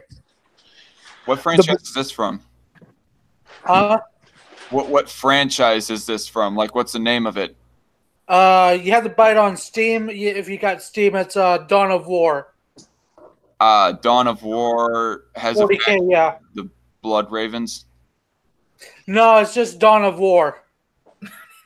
Dawn of War 40K. Is it like in this universe as Warhammer?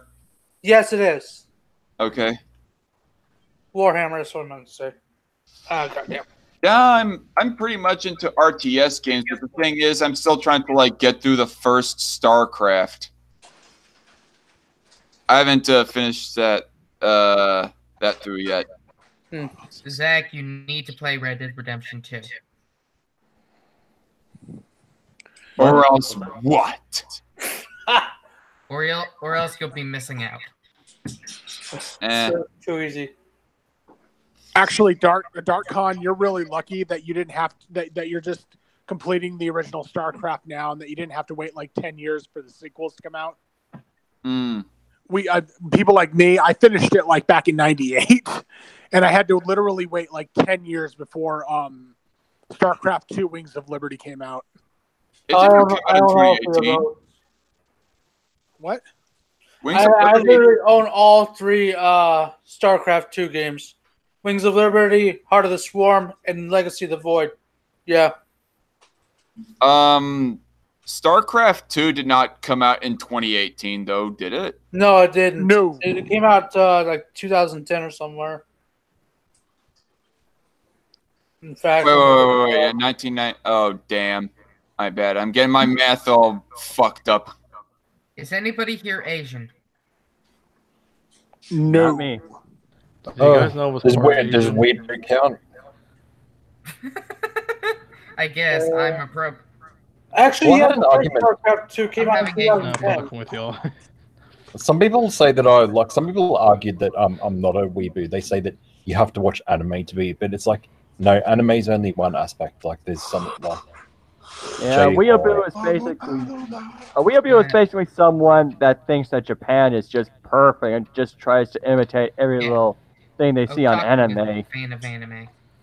It's not so much anime. I'm obsessed with J horror and obviously and speaking Japanese. You're obsessed with meme horror, is what you are. Well, that's only a part of it. Disturbing porn.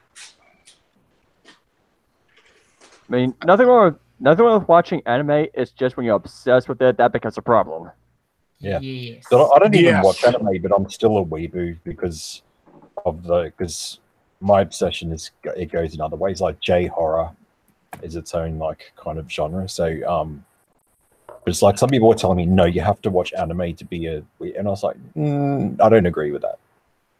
Okay, I'm just gonna say that the armor from the Starship Troopers anime looks far more badass than the uniforms for the full-length movie. Well, the reason why that was is they didn't have the budget. They actually experimented with the exosuits, but they couldn't do it at the time.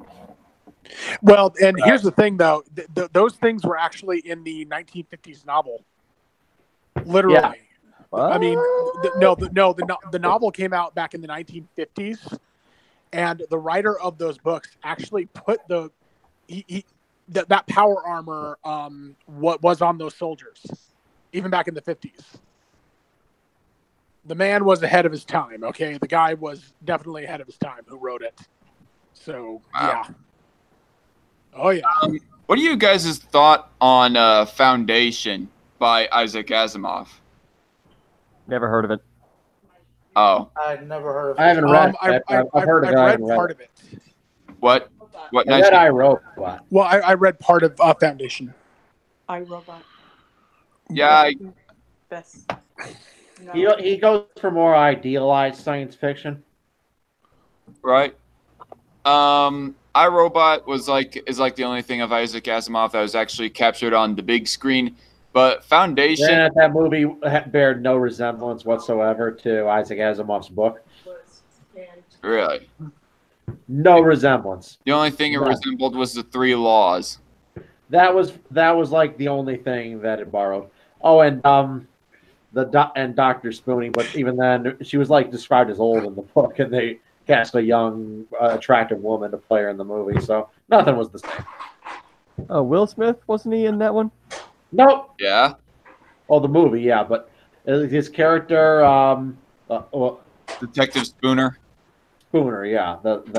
Fuck it, I mixed those characters' names up. Yeah, all right, was not in the book. Yeah. Foundation, as far as like concepts ahead of their time, like I don't know, like when. What was Isaac Asimov like writing books in the 1940s or something? Yeah. Yeah, that seems to be another writer that was like ahead of his time as far as sci-fi goes. I mean, a planet that is entirely one giant city, like that was the Coruscant before Coruscant was thought of in Phantom Menace. Well, yeah, the concept for that was has become known as the Ecumenopolis. Ecumenopolis? The Ecumenopolis it's literally a planet-sized city. Ecumenopolis because it has accumulated so much urban around it, so much urban area. Has anyone ever read Conan the Barbarian, the book? Yeah, I love those books. I haven't, but I mostly watched the Arnold Schwarzenegger movie.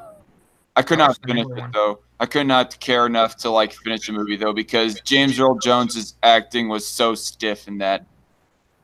Arnold wasn't too good himself, I say, but just to see James Earl Jones give kind of a wooden performance as the villain, that was disappointing. I mean, especially when you're talking about the voice of Darth Vader.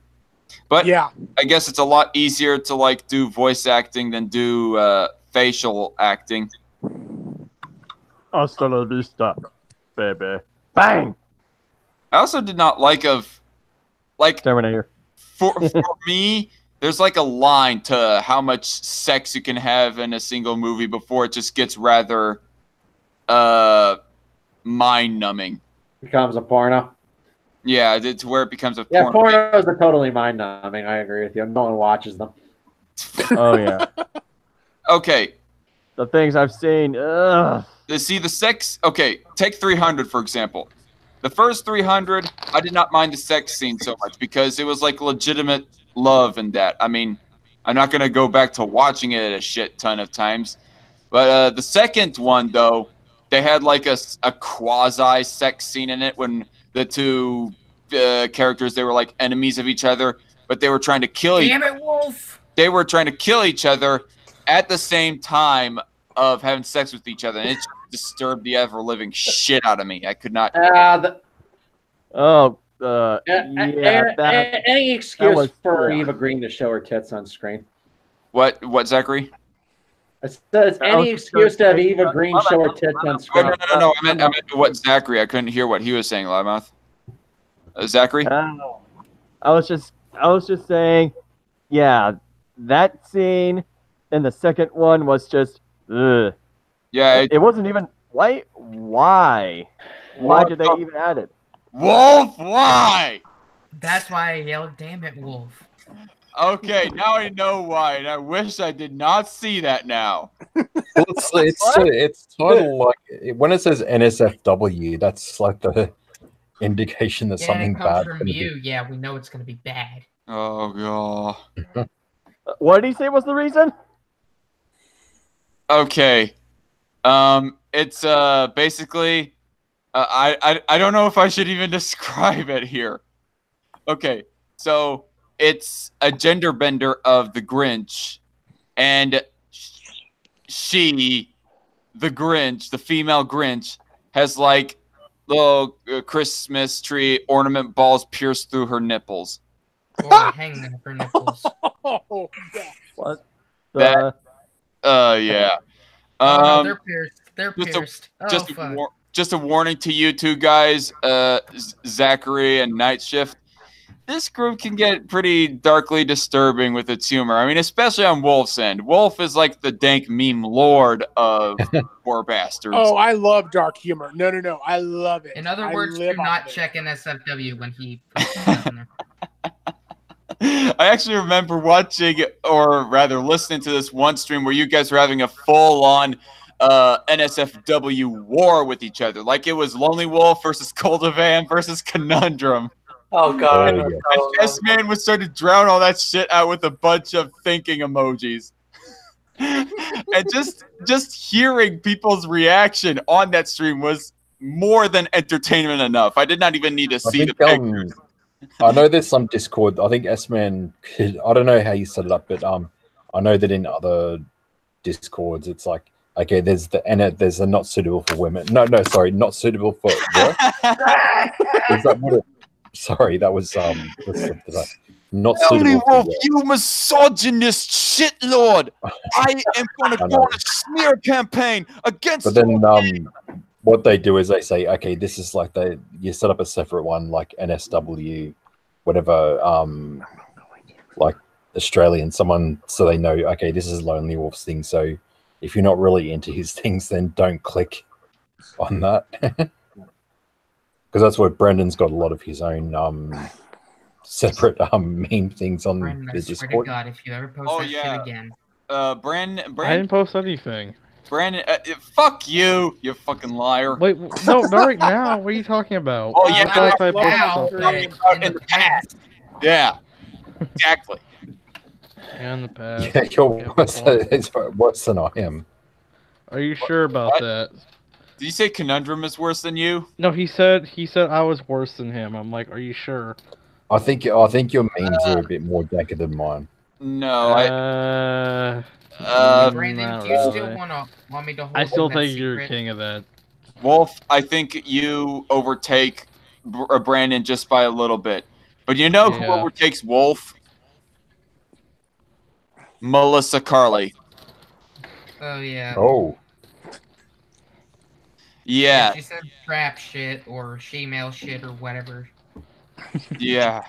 No, what was the most disturbing was when she posted that one gif of like a girl being ripped out of her own skin. Oh no! Don't remind me. Don't fucking remind me. It's not my brain. I think I just made myself sick just by. I have to eat dinner later too. I think I'm gonna go take a shower now. Yeah. I'm gonna need like 5. 5 shots of whiskey. No, I'm joking. Do not go back to drinking, Jake. I have a question. What is allowed on your not safe for work chat? Is there a limit? Me? Yes, you, Zach. Honestly, I have no real rules. I mean, in As long general. as it isn't a snuff film. Oh, yes, please. Okay, now that you mention it, just by being described by Loudmouth and Aspie of what snuff films are like, I mean, particularly where the dead go to die, no snuff shit, all right? Please? No gore, Well, I basically. mean, that's animated, so it's not literally a snuff film, obviously. No one actually dies. It's just made by some sick fuck. But no one actually dies. Well, either way, it's still pretty gruesome and A disturbing. real snuff film would be something illegal where someone actually dies. Yeah. Those do exist, but they're, like I said, highly illegal. I've obviously never watched one. They're in the deep, dark web. They're on the But dark there was web. one There's quite a few of them animation there. that but there was one animation. I saw a video of a guy getting his head chopped off with a chainsaw, like, while he was alive. Dude! What? Why'd you I watch literally shit was like on. that, man? That's just on Kick. I was on Kick. I was on a meme chat. I was like, what the fuck? I was on Live Leagues. I was playing the Reddit 50-50 challenge. I remember there was like a link when Zarqawi beheaded that journalist. I was like, where the people were like sharing around the link of the video, and I just didn't watch it. I didn't want to see some shit like that. Yeah, I know what you mean, bro. Yeah. The one, you know, the journalist in Iraq. Mm-hmm. Yeah. They shouldn't be sharing around the video of that shit. It's sick. Yeah, so there's 6 fucks online. Yeah. They had a documentary on suicide that was on YouTube, actually, that showed some video of people. Didn't show their impact, but did show them jumping off the various high places, and it was very impactful. See you later, Nightshift. Oh, wait, no, never mind. Yeah, it kind of like disturbed me deep down. Yeah, shit does get worse. There is one animation. If you ever show any screenshots from it, I will personally fucking block you. Boku no Pico. It's called Shoujo Tsubaki. Never show any of it. I'm just saying because I recall S-Man's reaction to being to googling Boku no Pico being suggested it by Aspie. No, Boku no Pico is tame compared to Shoujo Tsubaki. Wow. You know, I question you guys sometimes. I think they heard what I said. What? I hear sirens. I think they heard what I said. What the video I saw. I'm fucked. I'm joking. Oh my gosh. Yeah, that's probably Lonely Wolf. That's probably one of the most disturbing things about these groups is how much what? Is it sexy? Oh god. It's funny. Oh it's my funny. god. Why would you suggest this? It's sexy, Boku no Pico. Why would you suggest this? You posted it, didn't you? Oh my god. You just searched it up, didn't you? I searched for it, yes. You're very muffled, loudmouth.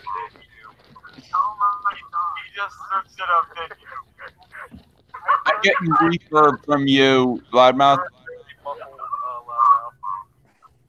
Huh? Loudmouth, I'm getting a lot of reverb from you. Okay. Oh, dear God. Why did you look up Boku no Pico? I just wanted to see what it was all about. We warned you not to do it. Why would you suggest this? We didn't. Because Aspie is fucked in the head as well. This is horrible. And I oh think my God, this is horrible. What's going on? Okay, what's going on is Nightshift looked up something that Aspie had suggested to Loudmouth before, which was to search up Boku no Pico. Yeah, don't look it up.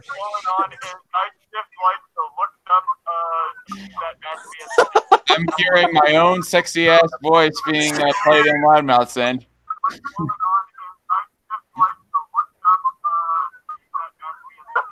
Yeah, I'm hearing a lot of yeah. So yeah, so sorry, loudmouth. I had to cut that out. Reverb was giving me cancer. But not as. Oh no! Why would ask? Sorry, No! No! What did I say?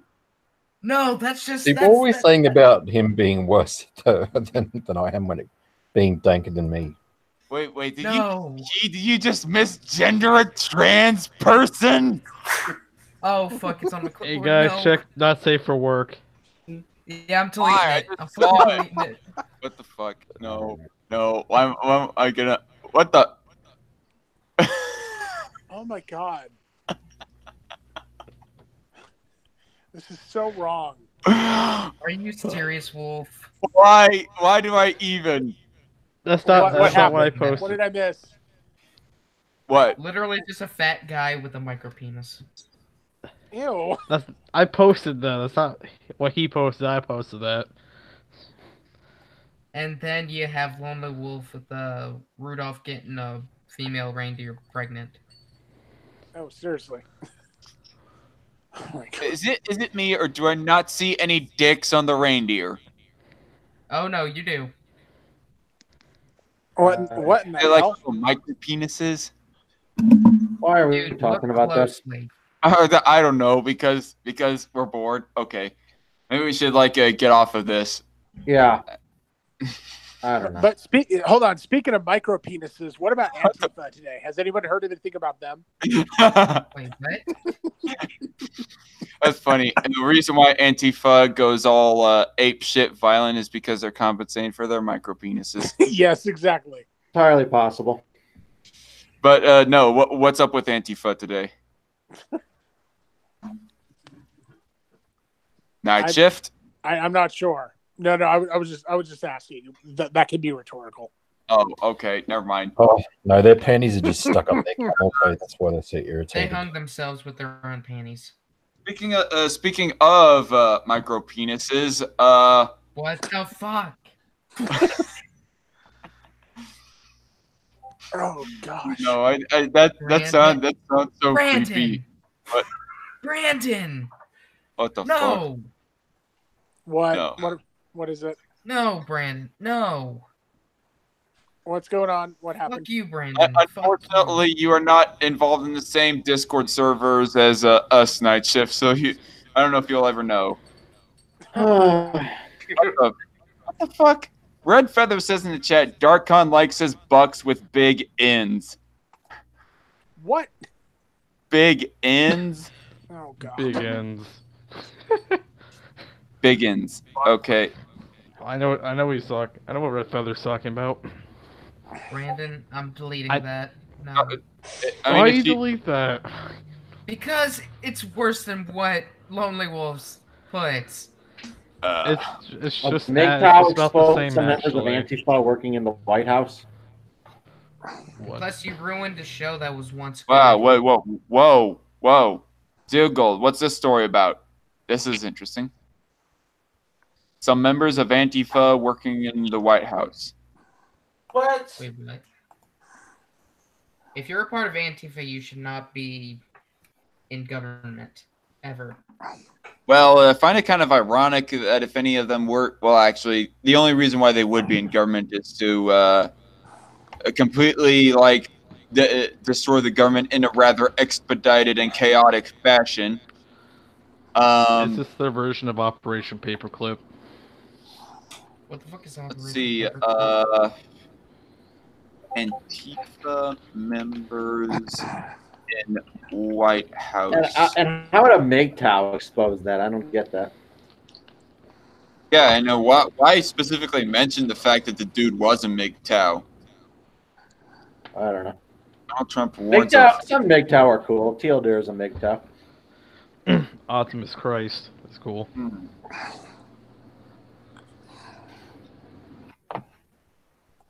I don't know. I'm not seeing anything about that, Zia Gold. Maybe I should like search up on Bing or something. The only time you can ever use Bing. The only time it's ever useful. An intimate history of Antifa by the New Yorker. Oh God. Intimate. No, no, thank you. No intimate relationships with Antifa, please. The Antifa. What? You are the mega gay. God. You know, JJ, I at least wanted Zach to see what I posted. Yeah, no, you don't want. Hey Zach, have you ever seen King of the Hill? No, I have not, but I know what Hank Hill looks like, and I did see the dog. Let's just say it's more of a human version of Lady Bird. Hank Hill's dog, more human with boobs and a vagina. Ew. And then Hank Hill in the background with a Texas Longhorn jersey. No thanks. Oh my God. Yuck. By the way, is that Kurt Russell that's in your profile pic, Brandon? That looks like Kurt Russell playing as a Black Ops version of Santa Claus. Yes. Wait, what? Look at Brandon's profile picture. It looks like a. I know there was a Netflix movie that just came out. I haven't watched it. That it's Kurt Russell as Santa Claus. Yeah, it's called the Christmas Chronicles or something like that. Okay. Oh, there's a MGTOW channel called Misandry Today that has 3 videos exposing Antifa members being in places of influence, going as far as up the White House. Damn. Okay, let me search up this. Misandry Today. I've heard of that one. And you know, I respect the MGTOW movement, even though I've obviously poked fun at kind of the more extreme ones, but I respect most of them. More extreme ones like angry MGTOW. Yeah, and it's not because he's a MGTOW. It's because the dude's insane. Assuming he's still around, I don't know. And his channel, or at least he was fucking insane. Oh, sorry. One thing that I do have to ask. Nightshift. Yeah. Are you a MGTOW? No. Why? For some reason, I thought I got some implications about you being MGTOW. Like, you know that one dude, I can't remember his name, but you guys are like going on and on and on responding to him. And he was just basically going on of how you guys were like whining, quote unquote, about Alexandria Ocasio-Cortez, you and 2 Cents. You know who I'm talking about? Yeah. Yeah, I know. Yeah. And at one point, actually multiple points, he just kept on sharing again and again and again the screen cap of you saying, fuck women, I'm done with them, or something like that. No. I was being ironic. I was actually posting that ironically. Yeah, okay. Yeah, you can't post anything ironically because it'll get pulled out of context. I know. I forgot to put in there hashtag sarcasm. Okay. Yeah. That sucks, man. I'm sorry that happened to you. Yeah. Well, because I know the feeling where I've posted something ironically or out of anger and then later regretted it. I know that feeling. Yeah. I mean, okay, you know, I'm getting tired of the Christmas footage background. I think we've got enough of that. All right, but yeah, but well, in terms of Cortez, though, my God, that woman is insane. Like, she posts the dumbest shit, and yet she's a sitting congresswoman. Well, and that's how I shut that guy up. Is I literally started posting like white knight memes of him defending Alexandria Ocasio-Cortez. Like garb. She didn't know the branches of government. I love this one from a parody website that Babylon Bee that said congressional staffers force Alexandria Cortez to watch all of Schoolhouse Rock. Oh yeah, that's funny. I started to watch Babylon 5 a little bit. No, Babylon Bee. Babylon Bee. Babylon Bee. It's a parody site. Oh, okay. I thought you were talking about Onion, except I think it's better than the Onion. They come up with some real funny ones. Like I heard you say... I love that said, migrant caravan vanishes but leaves behind cool wooden horse. I thought I heard you say Babylon B, but I thought you meant Babylon V as in the Roman numeral 5 and was talking about the one sci-fi. No. Babylon B. It's a parody site. Babylon 5 that is basically a second-rate version of Star Trek. Right. Actually, what is your thoughts of Babylon 5? Have you ever watched it, Loudmouth? Honestly, I have not watched enough of it to form a proper opinion. I've only watched about half of the first season, I think. I mean, from what I so far saw, it was half decent, I guess. I've heard good things about it. But I still would probably take Deep Space Nine over that. Yeah, but yeah, Babylon B. What was it? Yeah, forced her to watch Schoolhouse Rocks. That was the joke, and I thought that was pretty damn funny. And by the way, I'm just going to say right now, you guys, I'm probably going to stop the stream in about 15 minutes because by then I have to leave for, I guess, a very small Christmas party where we're seeing a family member we haven't seen in a while. Okay. Yeah. Any other nerd culture type things we want to talk about? Something I think I was wanting to talk about that one incident against that Cortez White Knight. That White Knight for Cortez. Yeah, White Knights are the worst, and some of them are absolutely obnoxious. And what is it? Some female feminists, some of them have no sense of irony. It is actually really stunning that they can be such hypocrites. All right, and they won't even realize it. It's stunning to me. I got a question. What is the official definition of white knighting? Generally, it's an internet term for defending a woman on the internet in the hopes of having sex with her. Yes. In fact, that was actually one of the memes I posted on him, and I actually labeled him as a white knight, and it literally said it was like a white knight on a computer, and on the wall it was like these notches that was like women I've defended on the internet. And then women who have had sex with me in return for defending them on the internet. And there was a thing for it, but there were no notches under that. Oh, yeah. That's an old meme. I remember Fielder used that as his thumbnail when he did one mocking Andy Worski. That was so funny. There's an account that I really there's an account that I find really obnoxious. It just rubs you up the wrong way. It's called Take Down MRAs. It's like everything. Oh, that guy! God, he is such a dumbass. He's he cannot argue. Like when someone provides a point, like a counterpoint, he just goes, "No." There's no logical response. He's incapable. The guy's a moron. Like a grade A. The guy's a very low IQ. Yeah, I mean, I'm going to be honest. I mean, it's not like I have any issue with you being a MGTOW or milk toast MGTOW Nightshift. It was just a question out of curiosity because that was kind of the implication I got originally from that text. But the fact that he kept on sharing that over and over again, it just proved that he had nothing else to say. He just wanted to be an annoying prick.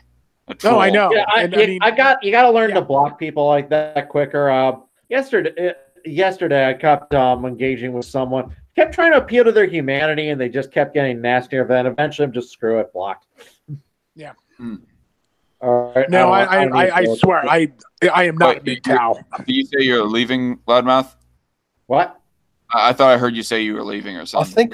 I think I saw that, Loudmouth. It was like you were putting the points across, and you were very very pragmatic, and it was sort of logical, but it was like they just kept getting nastier every time. And you just get to the stage where you just think, what is the point? What is the point? Yeah, you can't reason with somebody whose only attempts are throwing a bunch of ad hominems at you. What people who make a bunch of ad hominems can't seem to comprehend is that even if all of your personal attacks are correct, okay, like even if I was like the worst person ever, all right, it still wouldn't invalidate the point, okay? It is still ultimately fallacious. Right.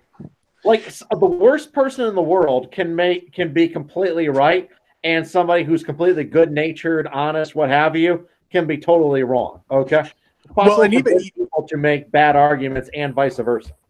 Well, even in that argument, I actually did kind of corner him at a few turns, and a few others actually cornered him. And his literal response was like, "Oh, that's just inconclusive. Shut up." And it was shit like that.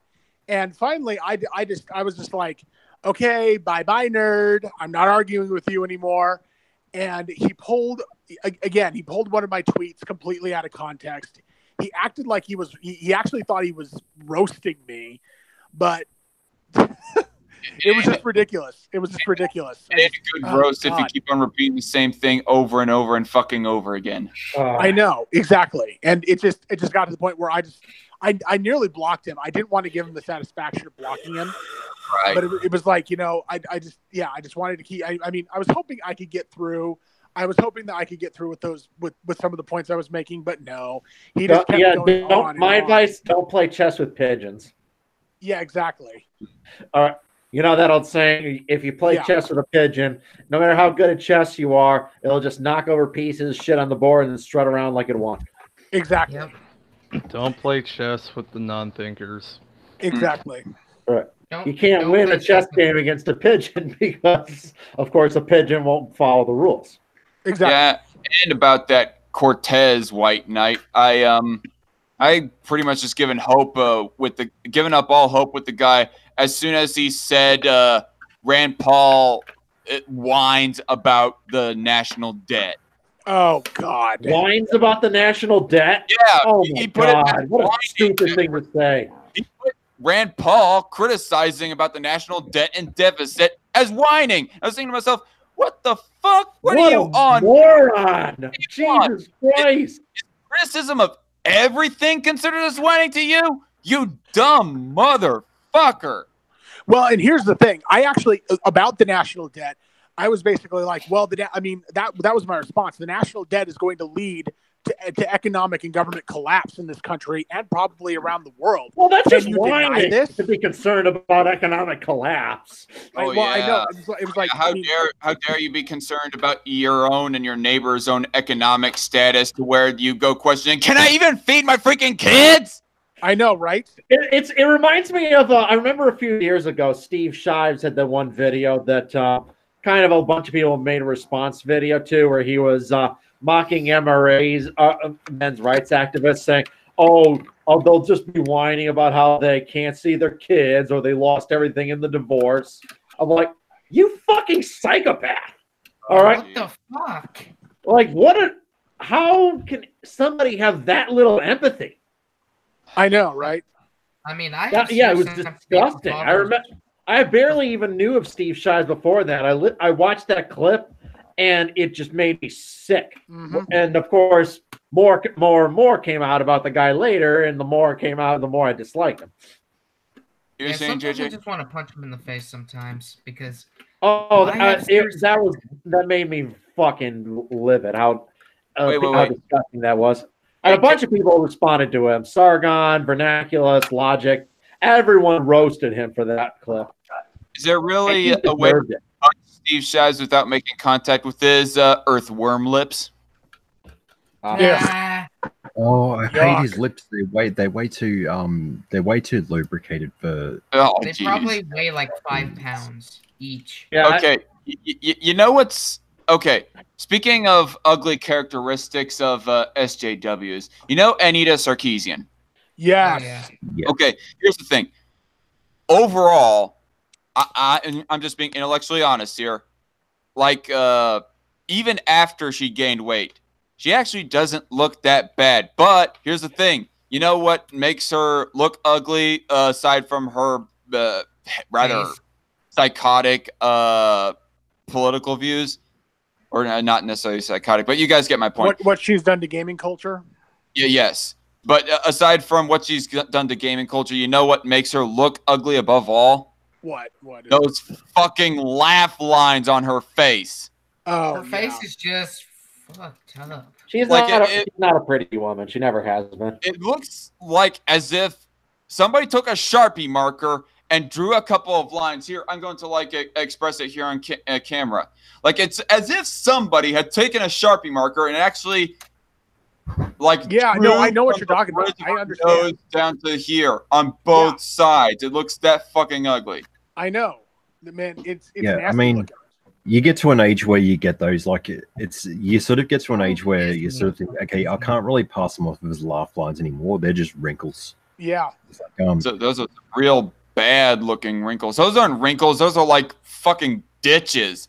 Somebody dug a ditch in her face. Yeah. Yeah. But later on, like, you do get that same sort of wrinkle, and I can't really. I mean, if I was to dare sort of say, "Oh, I know, I don't have wrinkles. I just have a few laughter lines," and then the stock response is that nothing could be that hilarious. I mean, even 35. Speaking of feminists that don't look too bad, I mean, the thing with Lacey Green is that she just looks crazy. I knew you were going to bring her up. She's not bad looking, and there are good looking feminists. I know, because as I've said before, best looking woman I've ever had sex with was identified as a feminist, but it wasn't like a big feminist. Huh? Third wave feminist. Just kind. No, I think she was just kind of more of a generic feminist. Doesn't really think about it that much, but she did identify herself as that. Wave. Oh, and she didn't really identify herself as any wave. It was just kind of something she thought. But she did mention that she believed in the wage gap, and I'm like, oh, this. Okay, yeah, that's retarded. Goodbye. Well, but in my defense, she was hot as fuck, so I still stuck around. I'd still fuck her, but then afterwards I would say you're a fucking idiot, and then leave. Yeah, Lacey Green is full-bodied, but the thing is, the looks that she has on her face, like, just freaking scare me. She's not a bad-looking woman. She's all right. She's not gorgeous, but she's. I just don't really like either. Like, I'm sure she's a smart woman, but the way she comes across, like in both scenarios, when she was like the full SJW, and then the red pill, whatever. Then when Chris Ray gave her the Chris red Ray runs, pill, like in either way, like I just found her insipid, like either way. I remember I had a lot of jokes about that when I had the Steve Shies parody account. Jokes about Chris Reagan's penis being the key to internalized misogyny. God. I still miss that account. Before we get off Alexandria Ocasio-Cortez completely, okay. I just wanted to plug a video that I did 2 days ago about her. I don't know if anyone here has seen that. Please check it out if you haven't. It really goes. I mean, it's a solo. It's not like the collab I did with My 2 Cents. It's a solo video, but it kind of goes into some more things that I really just do not like about her. So just yeah. Yeah, I mean, I okay, it's hard to admit. I do like her. I've made it sort of public because obviously I'm probably very, very left. All right, Nightshift. I will. I guess I'll link the video that you're talking about then in the description as soon as I get off of here. But all right, thank you. I actually have to. I actually have to end this stream here in about a minute or something like that. I feel like that there was a more serious topic that I should have got on with you a lot earlier, Nightshift. But now I'll ask it to you when we're off air. But anyway. For all of you who are watching right now on The Dark Cancer, thank you all for joining. This has been a fun hangout. I'd like to thank Zachary for joining and S-Man as well. I'd like to thank Godric, JJ, Nightshift, Loudmouth, Lonely Wolf, and Brandon for sticking around on call as long as they did. And see y'all later. Have a Merry Christmas, a Happy New Year, and I will probably see you next year. Bye-bye. Merry Christmas.